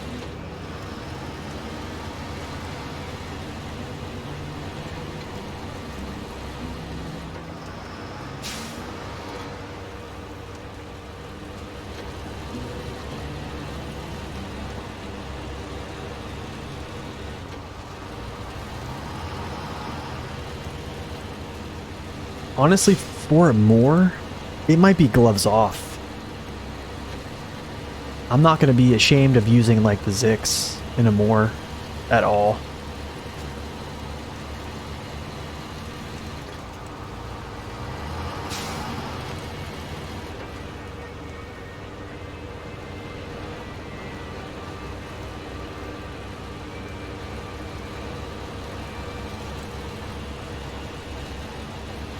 Yeah, I think Cola was just bad when it was new.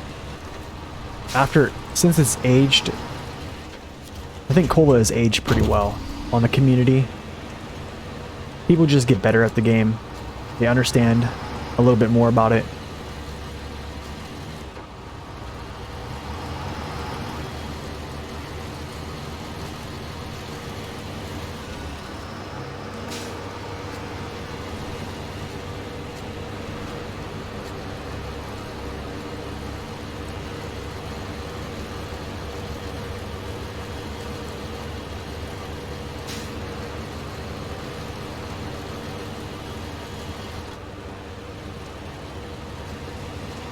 That's true. Yeah, I guess that is true, Jigsaw, yeah.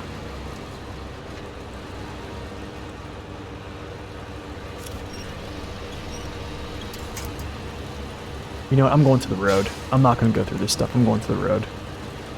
Let's just go through. You just started the try hard mode. I don't appreciate the easy mode enough. Oh, okay.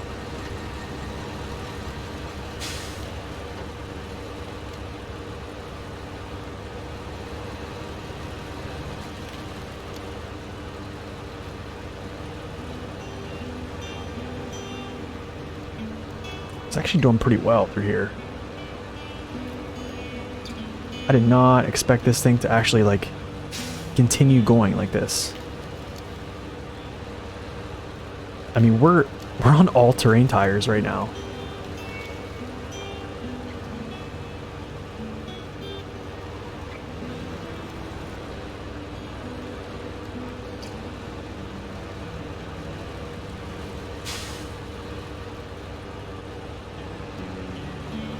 it's great if you want to role play everything.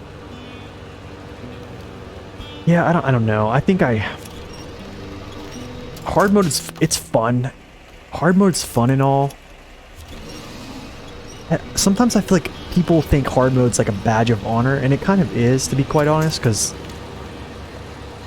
money is tight. It can be hard. That's for sure. It has its way of being hard, for sure. Can't take anything away from that. But man, it is... It's really a lot of planning. I keep saying that over and over and over again.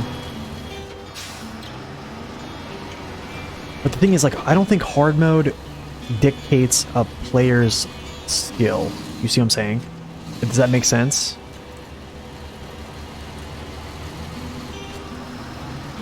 It should have been called, like, immersive mode, maybe, yeah. That's probably a better name for it. I think a hard mode would have been something different in my mind. Honestly, it was something different in my mind before it came out. Because I honestly had a really negative outlook on hard mode when it first came out. I didn't even want to try it. It didn't even appeal to me. I really thought it was like, I was like, why do I need to do this? Like, I knew exactly what it was going to be. It was going to be a lot of logistics, setting up, trying to be frugal as possible. And I just didn't know if that was for me. I was like, am I going to even have fun doing this? Like, and then I think, like, after I started, it was fun. There is a lot of fun aspects about it, especially when you can actually have success, right? That's when you start having fun.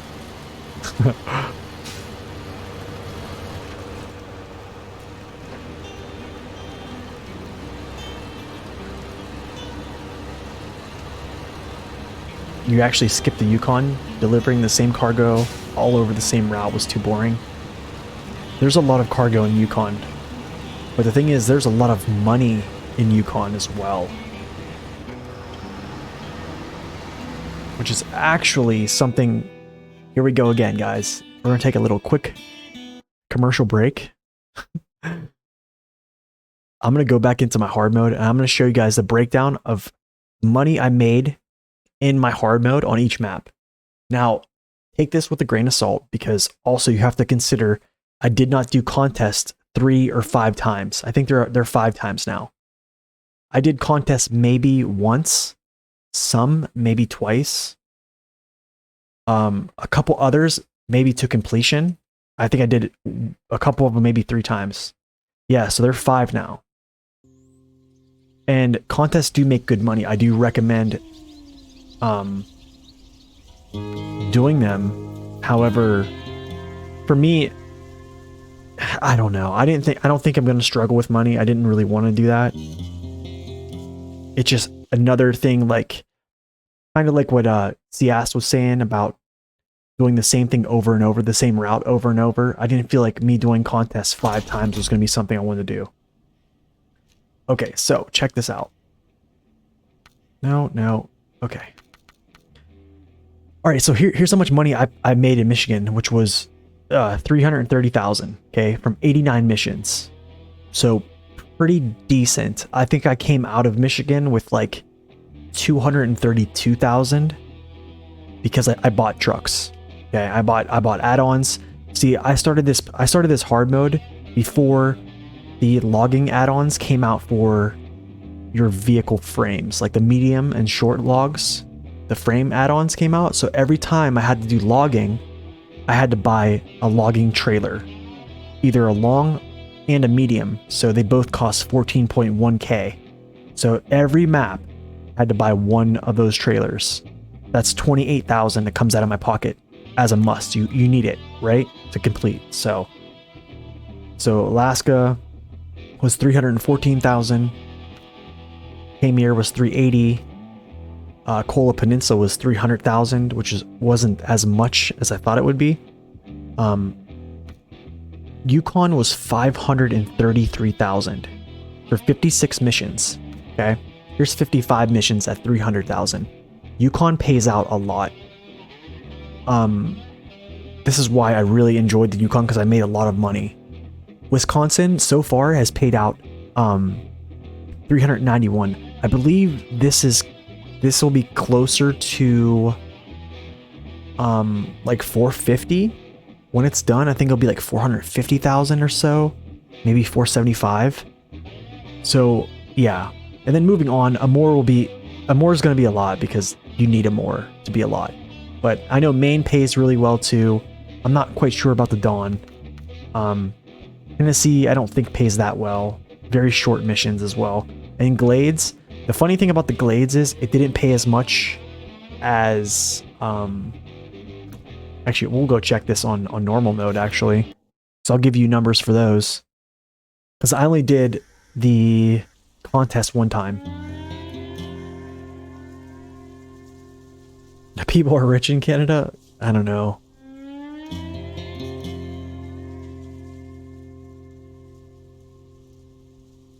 Now this is some super nerding out stuff, so I apologize for anybody stopping in who's like, hey, why aren't you playing the randomizer hard mode? Just give me a sec, I'll jump back into it here. Okay, let's go to the Glades. Okay, so the Glades, 579,000 for 107 missions compared to Yukon, which was here. Okay, this is actually more on hard mode because I did some things twice. Wisconsin was 470, which I said was around 475. Now this is all going to be subject to change, right? Because you can do contest 5 times. So give yourself a little bit of leeway here because this could be a lot more or a lot less if you only do them one time. A more, I mean 800,000. Dawn, not so much. Maine, almost 500k. Tennessee, only 159. So, I mean, there's money to be had. Okay, out of that game, let's go back into our randomizer here. Nerding out, that's true.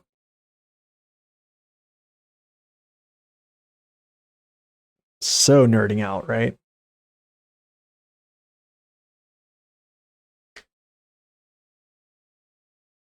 Okay, let me go like this, and then I can skip all this stuff. There we go. Oops, hopefully my mods are online.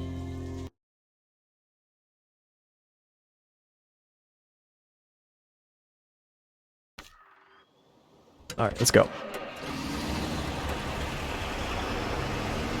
Alright, and we're back.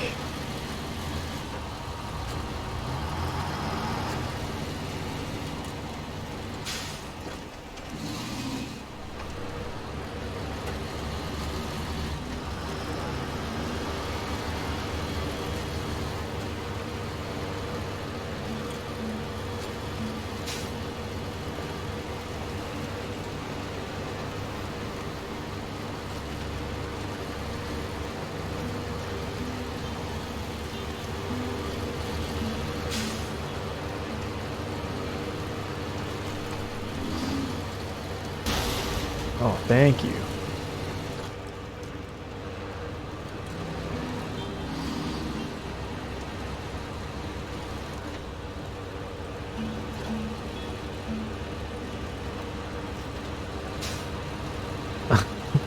No chain tires.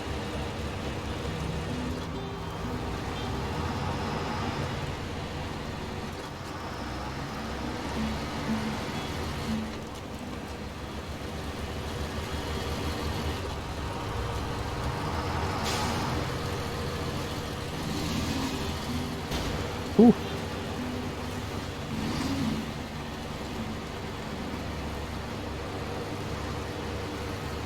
The driver talent to ignore roadstones? That'd be legit. I don't even know like what skills, like what talents like you could choose from and like stuff like that. I'd have to like brainstorm, but I think that's just a good way to like make the game kind of like almost customizable a little bit more.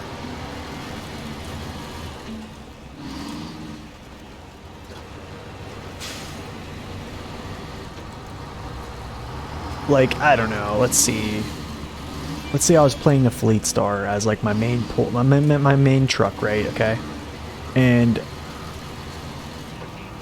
we all know the Fleet Star is pretty tippy, especially if you put cargo on it, right? Cargo add-ons, it's pretty much a known objective fact. Now, knowing that, I am just starting out Michigan in Smithville Dam, and I have to go down into those ravines and stuff like that to pluck cargo out of the water. Maybe there's a skill that, hey, when you're in low gear, you retain, or you have like a 5% balance increase, or a 10% balance increase, right? Something of those sorts.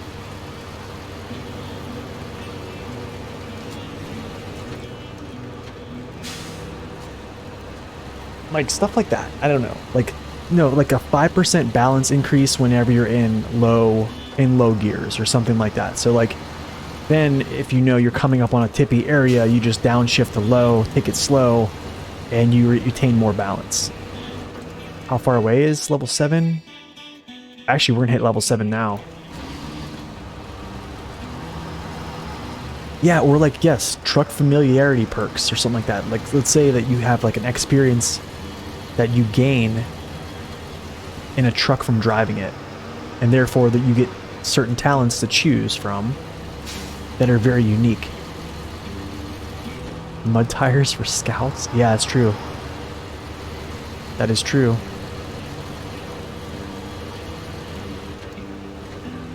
So now we just have to level up one more time to go back to Michigan.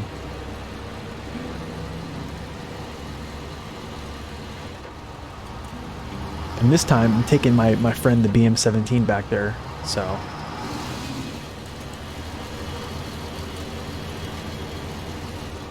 Oh shoot, what am I doing? Again, once again, guys.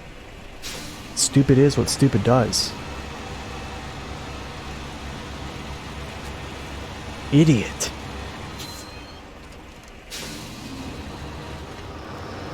You just came home from a road, black ice? Oh no. Faster controls and lifting power. Yo, you don't even know what stupid is! It's about to get all stupid up in here! So true.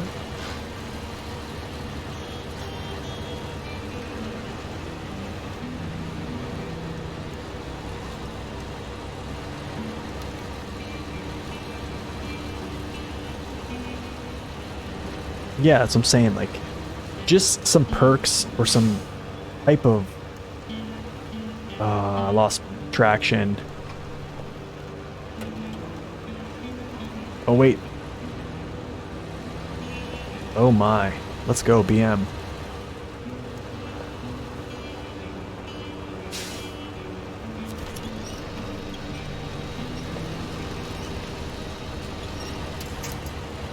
Man, if this thing only had diff lock.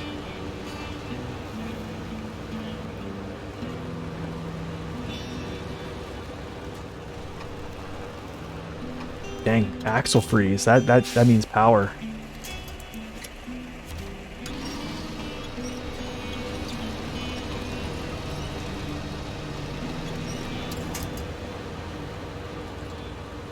Dang it.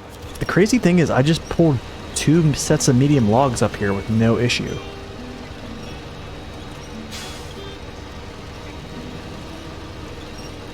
I'm pretty sure long logs are still the heaviest cargo, single load. Unless that's changed.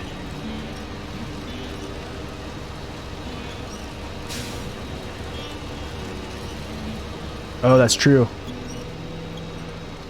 Oh, shoot. That's true, yeah. That's a good point.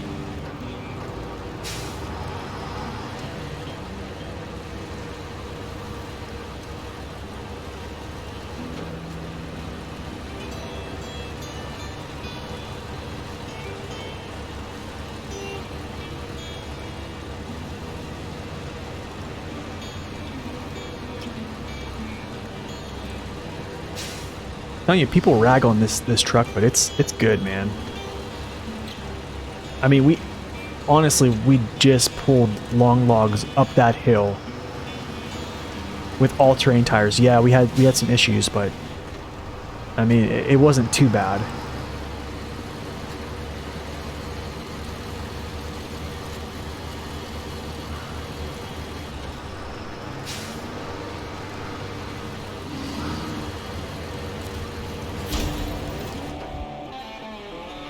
Let's go. Awesome job. Thanks for your help. That's it. That's a very odd experience number. So we are level 7. So we need 8,000 to get to... We need 8,000 to get to rank 8. And at rank 8, we'll go back to Michigan and complete the last bit because... Yeah, the level cap.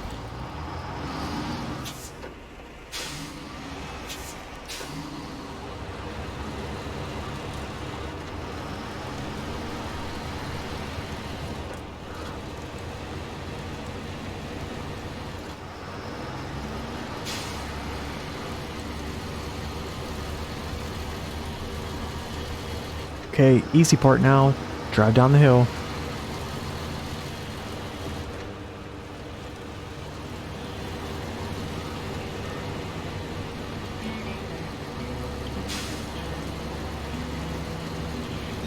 And that's like another tough thing about the Yukon is you're pulling a lot of heavy loads up hills. Like this is... I mean, that's a pretty steep grade hill. What would that be? Like a 7%, maybe? That was pretty tough. Actually, it might be more. I don't know.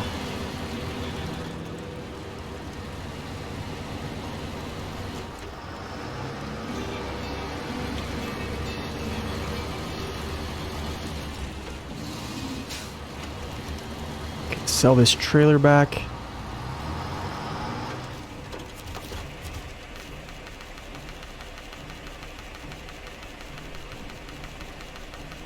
Oh my goodness, oh my goodness, oh my goodness. Actually, hold up. Trying to think. You know, we'll stay here. We'll stay here.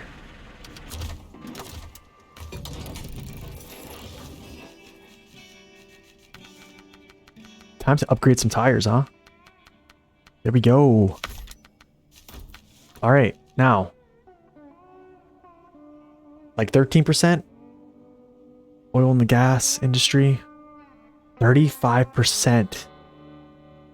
How slow do you guys go up those hills? Probably super slow, right? Alright, so let me update. GR, mountain delivery. I'm going to do mountain delivery whenever I bring the BM17 over.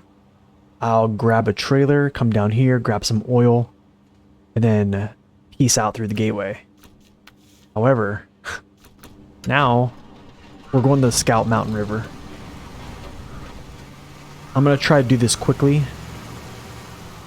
And we're going to go find some upgrades real quick. So, let's go. Double low gears, 2 to 3 miles per hour? Yeah, man. That's probably super hard on the engine.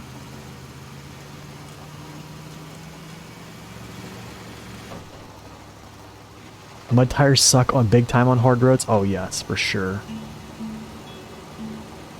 Agreed. Agreed. Absolutely agree.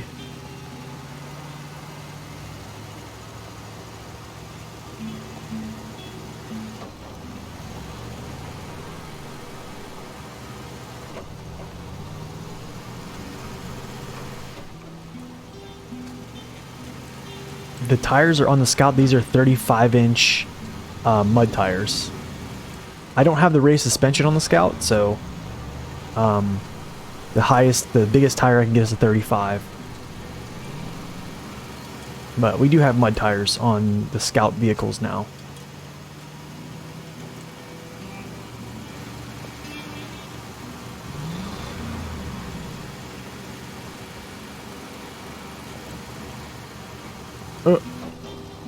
sticky. Icky.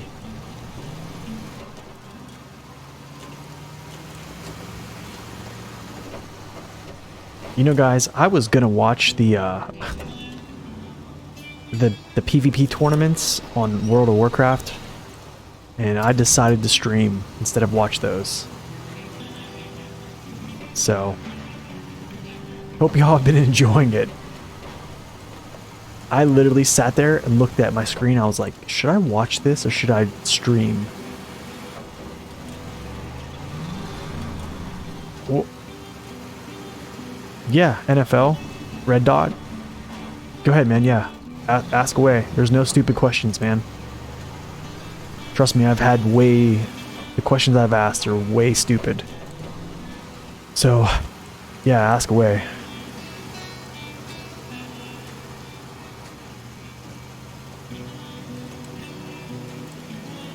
Oh man, we're floating right now.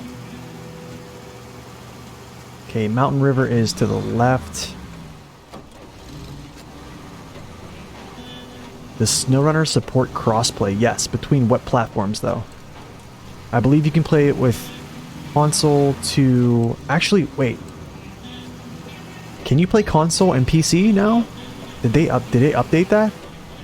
Because I know you can crossplay with Epic Games and Steam on PC, PlayStation and Xbox. That I do not know. Does anybody in the chat know? I know somebody here knows this. I haven't been keeping up on the crossplay updates for a little while, actually. So, 1 second, NFL. I'm pretty sure one of these guys know.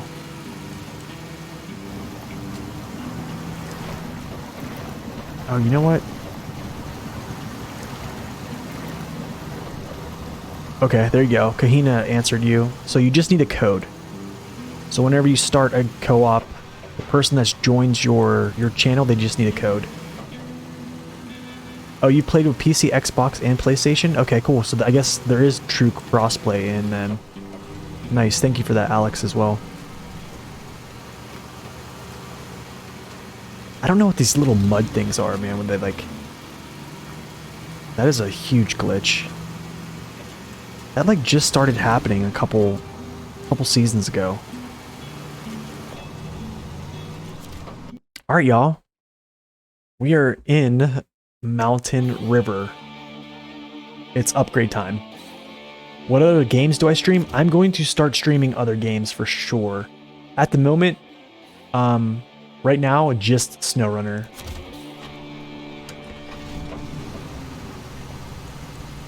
But the channel will be expanding pretty soon.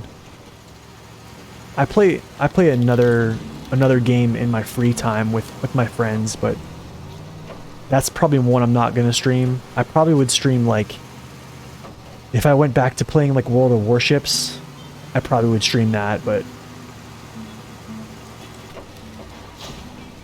okay, I'm gonna grab this thing. Go this way. Yo, NFL Red Dot, thank you so much for that follow. Appreciate it. Okay, let's see here. I want to get to this tower. I'm actually going to go down this way. Or... idea.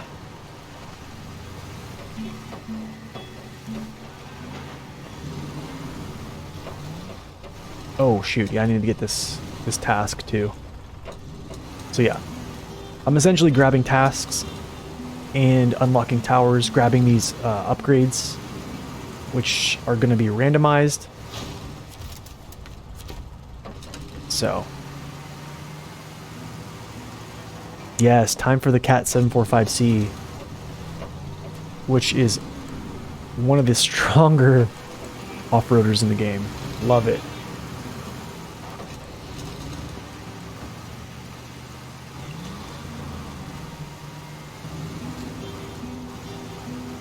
Driving and racing games? Nice, man.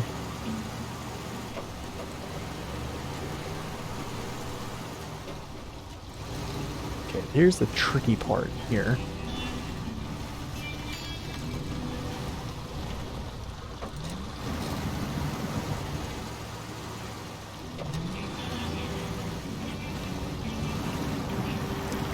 Oh shoot. That ain't gonna work.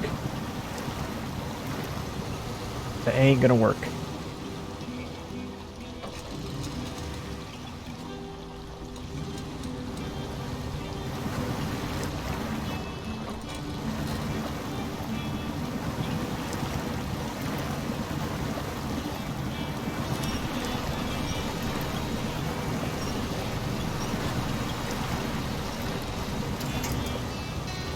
That works. Prior to the Zix, you used the 745C as a scout. Okay. Let's get ourselves facing the right way.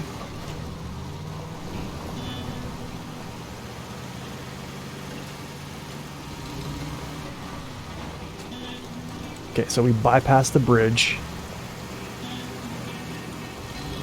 which needs repaired. Do I use mods? In general, no. However, this playthrough I'm using trailer mods, and the mod that I'm currently using to make this playthrough a thing is a Upgrade Randomizer, and then also a mod that makes it harder for me to level up. So those are the only two mods that, or the only mods that I've ever really messed around with.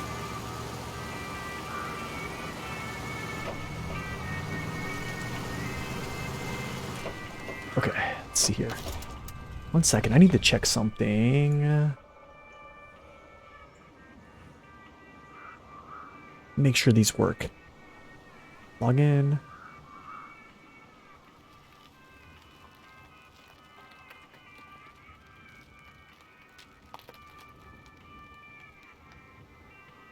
Okay, let's see here. I just need to look at something, guys. Sorry.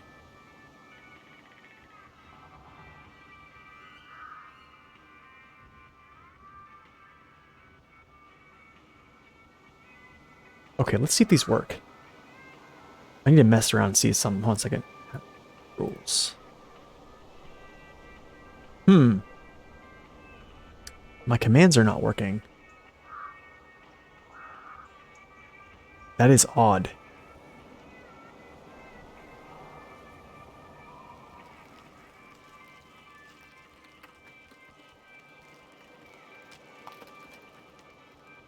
Let's see. I need to do something. Does this work? Okay. Alright, cool. We're back. I think my notifications thing is not working. Alright. Tower time.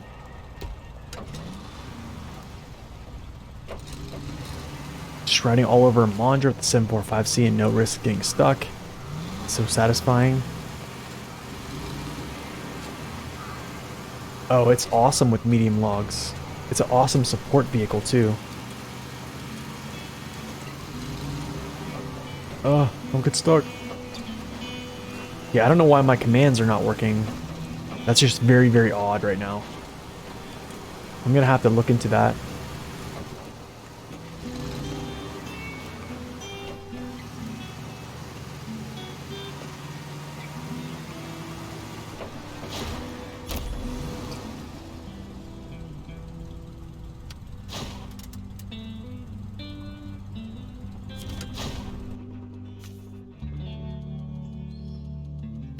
Let's see if this is a good photo. Photo, you know.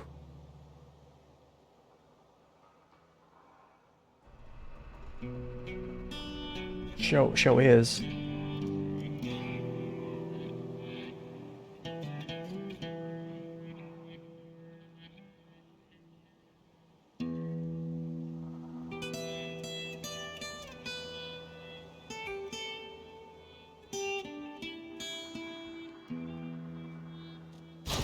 Alright, let's see. Rick's in the river. I'll mess with that later. I'm gonna go get this upgrade here. Gonna go get this upgrade here. This one here. Grab this tower. Head down. Yes, that's what we're gonna do.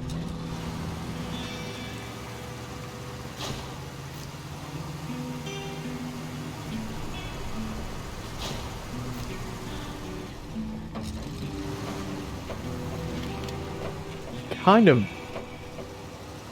excited, but now I think since the randomizer gave us that engine for the BM17, I'm really kind of thinking these are going to be terrible upgrades.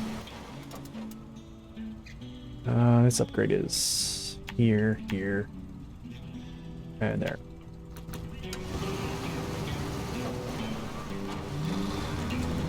Oh! Wait, flip over. Let's go. Haha! Yo. Is the Scout 800 becoming the loaf?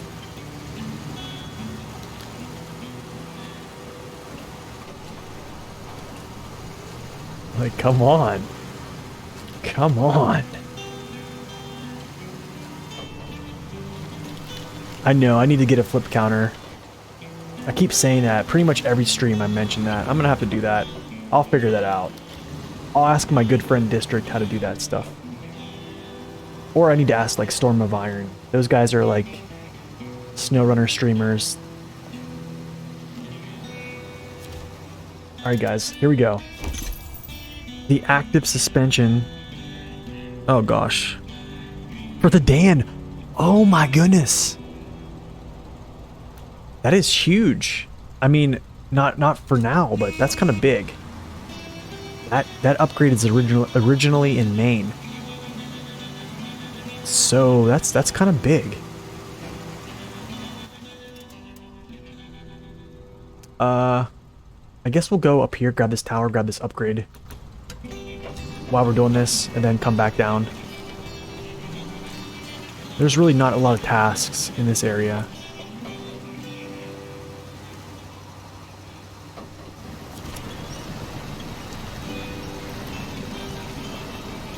The Dan's active suspension.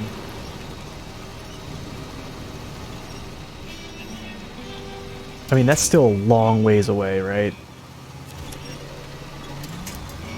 But I think it's kind of cool to get that earlier in the game, though.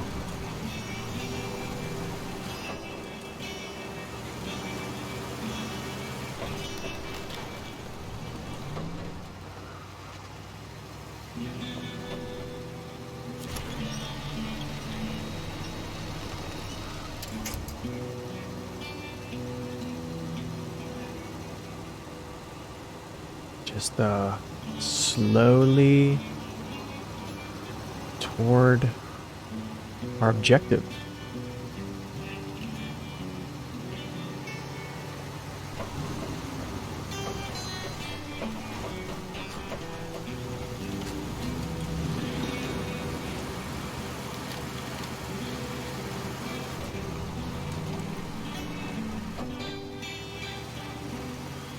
Yeah, this is day only.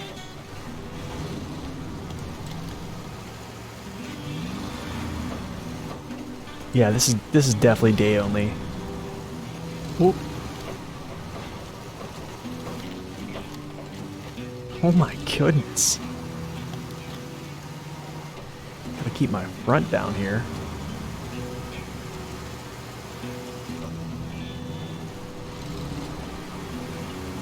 I know there's probably people that have pulled down the the 745C down this pass here, and I feel sorry for them.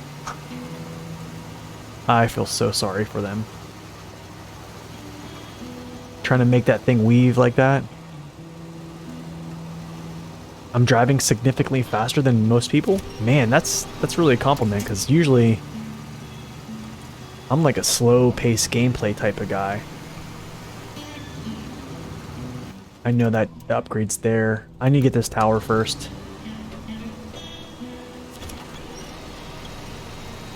So the thing is, well, if I'm driving faster than most people that you've seen, I'm not using any modded trucks. These are all stock vehicles. Not all stock vehicles, but they're all just vanilla.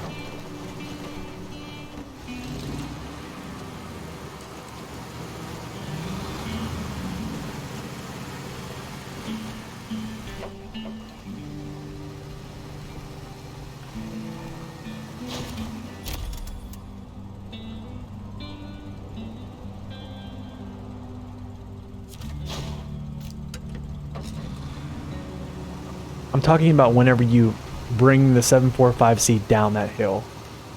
Because you have to tow him down there.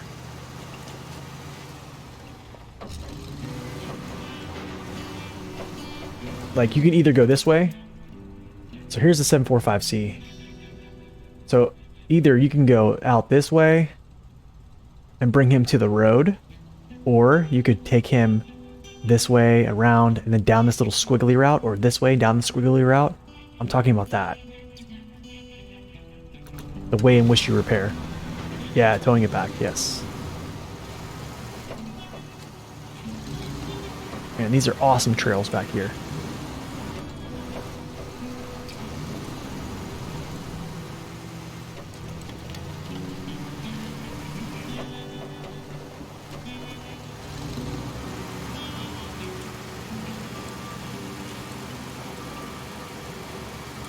There she is. Here's the monster.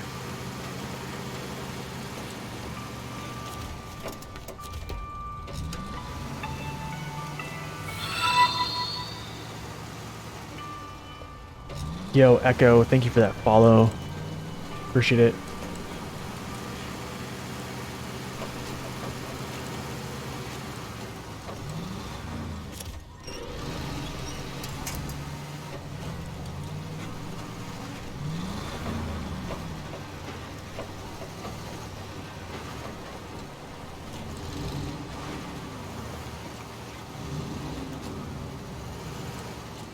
Let's see, where's this upgrade at? Straight ahead.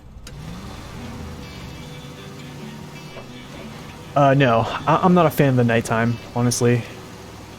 Not really a fan.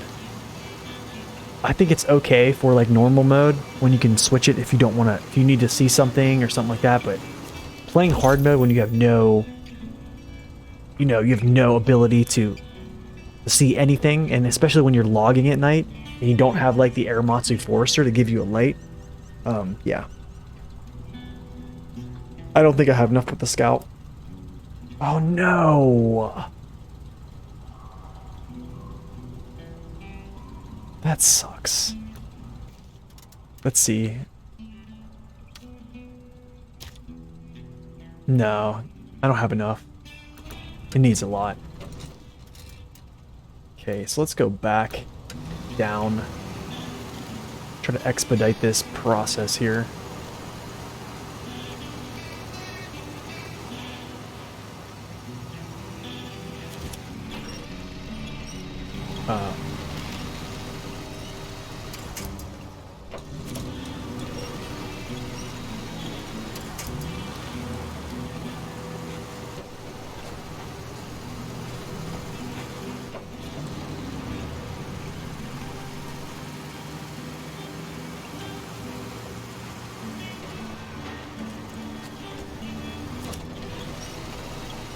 Is there any service trailers? I think so. I think a lot of the trailers actually have service parts on them.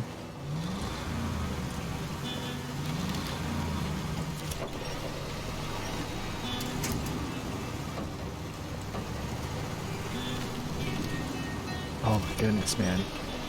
You get stuck in these like berms and it like suction cups you.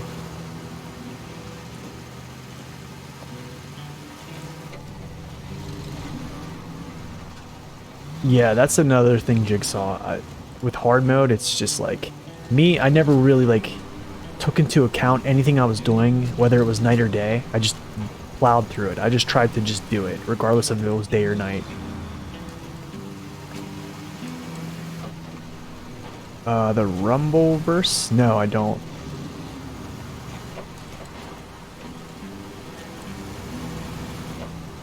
Is there a mission here? I don't think so.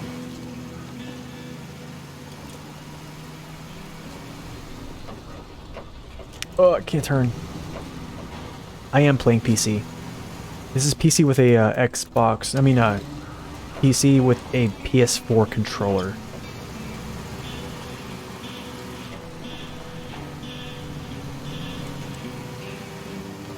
Go back here, discover. I think there's a trailer here. This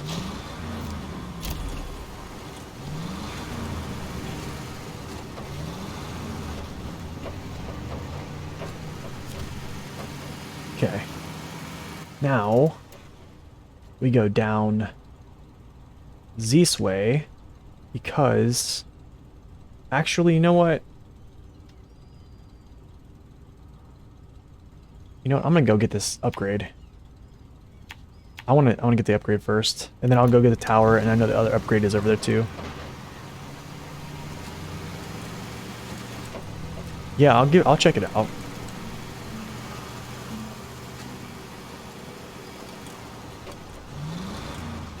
It's just tough for me because, man, I spend a lot of time on this game making content and stuff, and then I have another game I play with my friends. It's just a lot. There's just not enough time in the day, to be quite honest.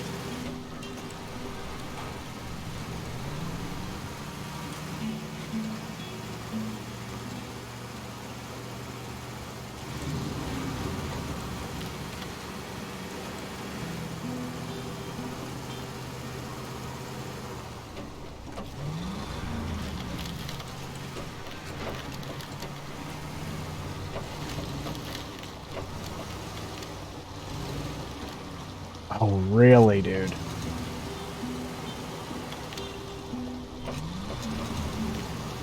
Yeah, the randomizer has been garbage for us so far. Actually, the Dan was pretty cool, but okay, let's see what we got. Okay, so it's a 6.2 Tango. I believe this is the max engine for a lot of these smaller American Scouts. So, yeah, the Hummer, so that's pretty good. We have the Hummer. Land Rover, that doesn't help. We don't have the Wrangler. We don't have the Resvani. I guess that's kind of cool if I wanted to switch over to the Hummer, which is an option.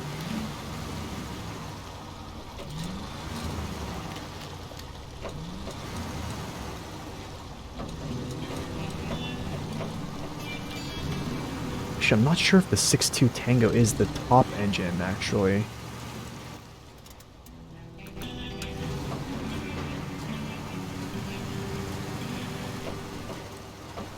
Ah, yeah. Sticky, sticky, sticky.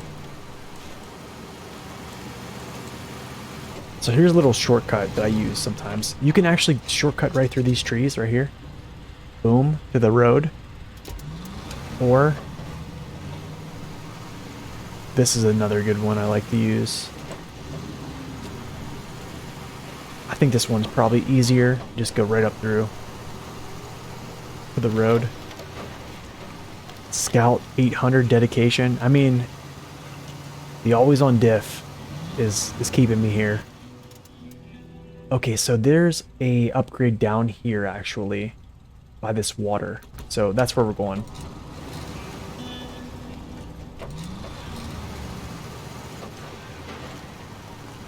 I believe this upgrade down here was, I think it was the raised suspension for the Lodestar originally, but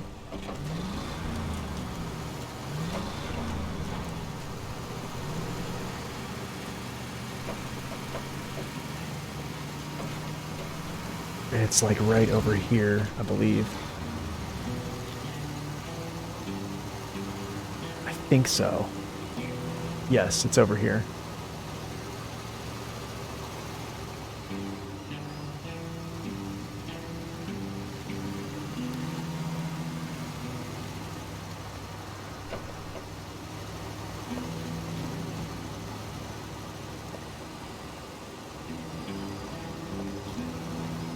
Slowly crawl.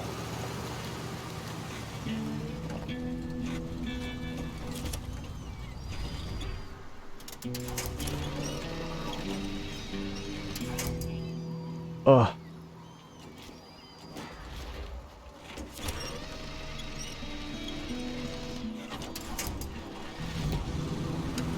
Guess I tried to like catch my fall there instead of like doing an endo, but I ended up doing it anyways.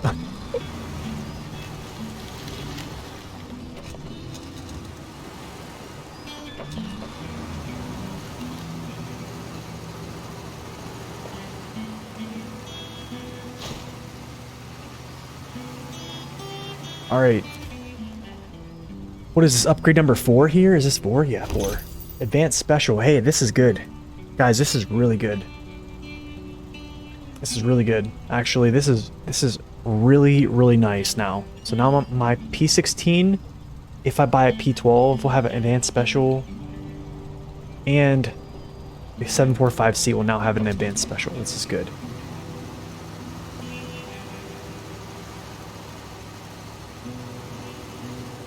I'm still not a point of damage. Yeah. I noticed that. How's that happening right now? That's so odd. Actually, if you think, you know what I need to think about actually is, the cool thing is the 745C is completely upgraded.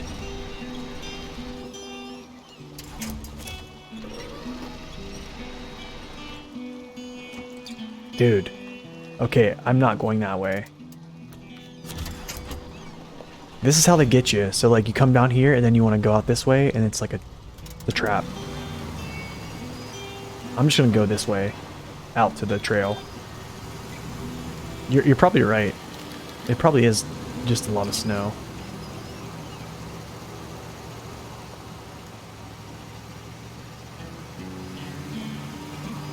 So I have a fully upgraded 745C now.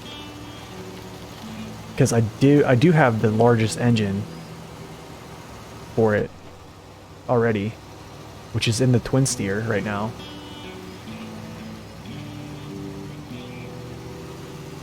So that's pretty cool.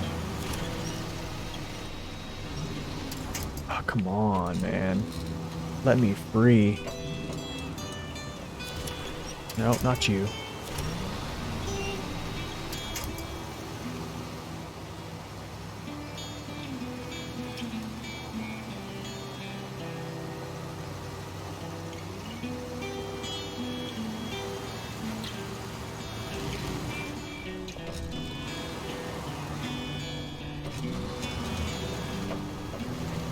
Okay.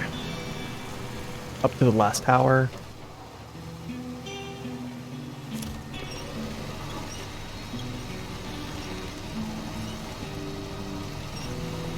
The last upgrade's the best engine for the Fleet Star? By default? Oh yeah, that's right. That is right. Isn't it crazy though that you have to wait that long to get the best engine for the Fleet Star and the White Western?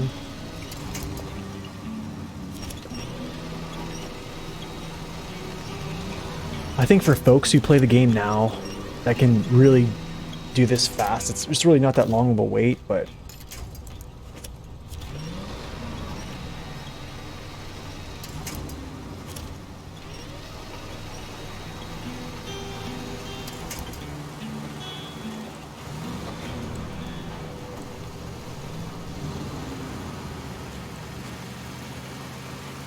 what's this junction?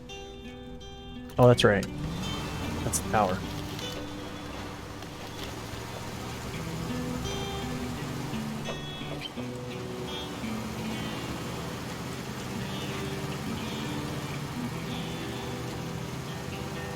Sweet trails, man. I love it.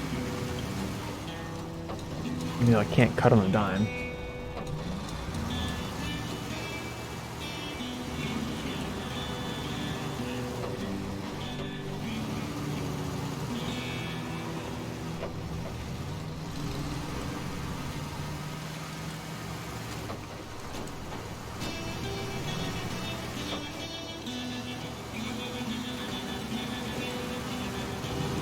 Tower, and then I think that upgrade is like behind that shed down there.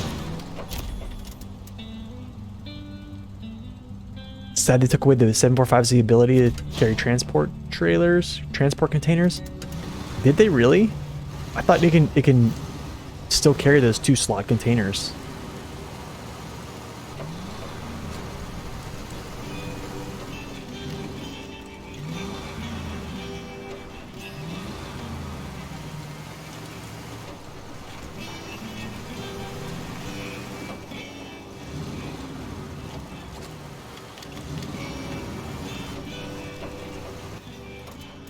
Yep, straight on.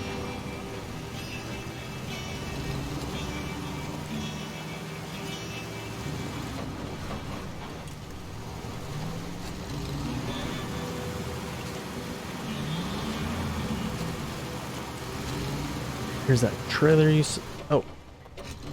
Whoops. Last upgrade. Please give me something good. I mean, we did get something good. The Advanced Special's a good gearbox, actually. We kind of needed that really bad. Alright, here we go. The race suspension for the GMC. Oh, okay. Hey, I'll take it.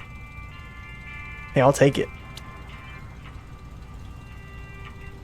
This would be great if it was all-wheel drive. Man.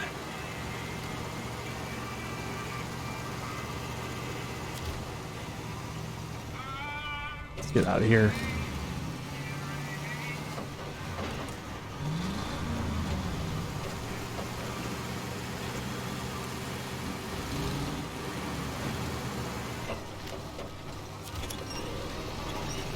I did keep all my Michigan trucks. Yep. I haven't sold any.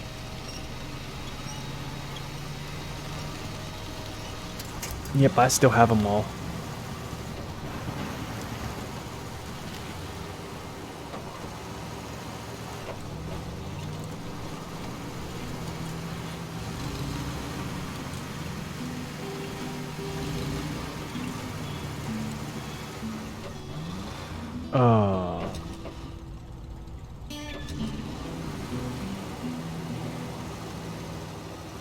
Really?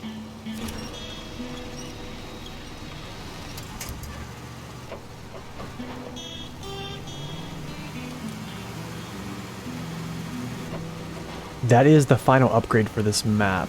For this map, yes. Not for the region, though.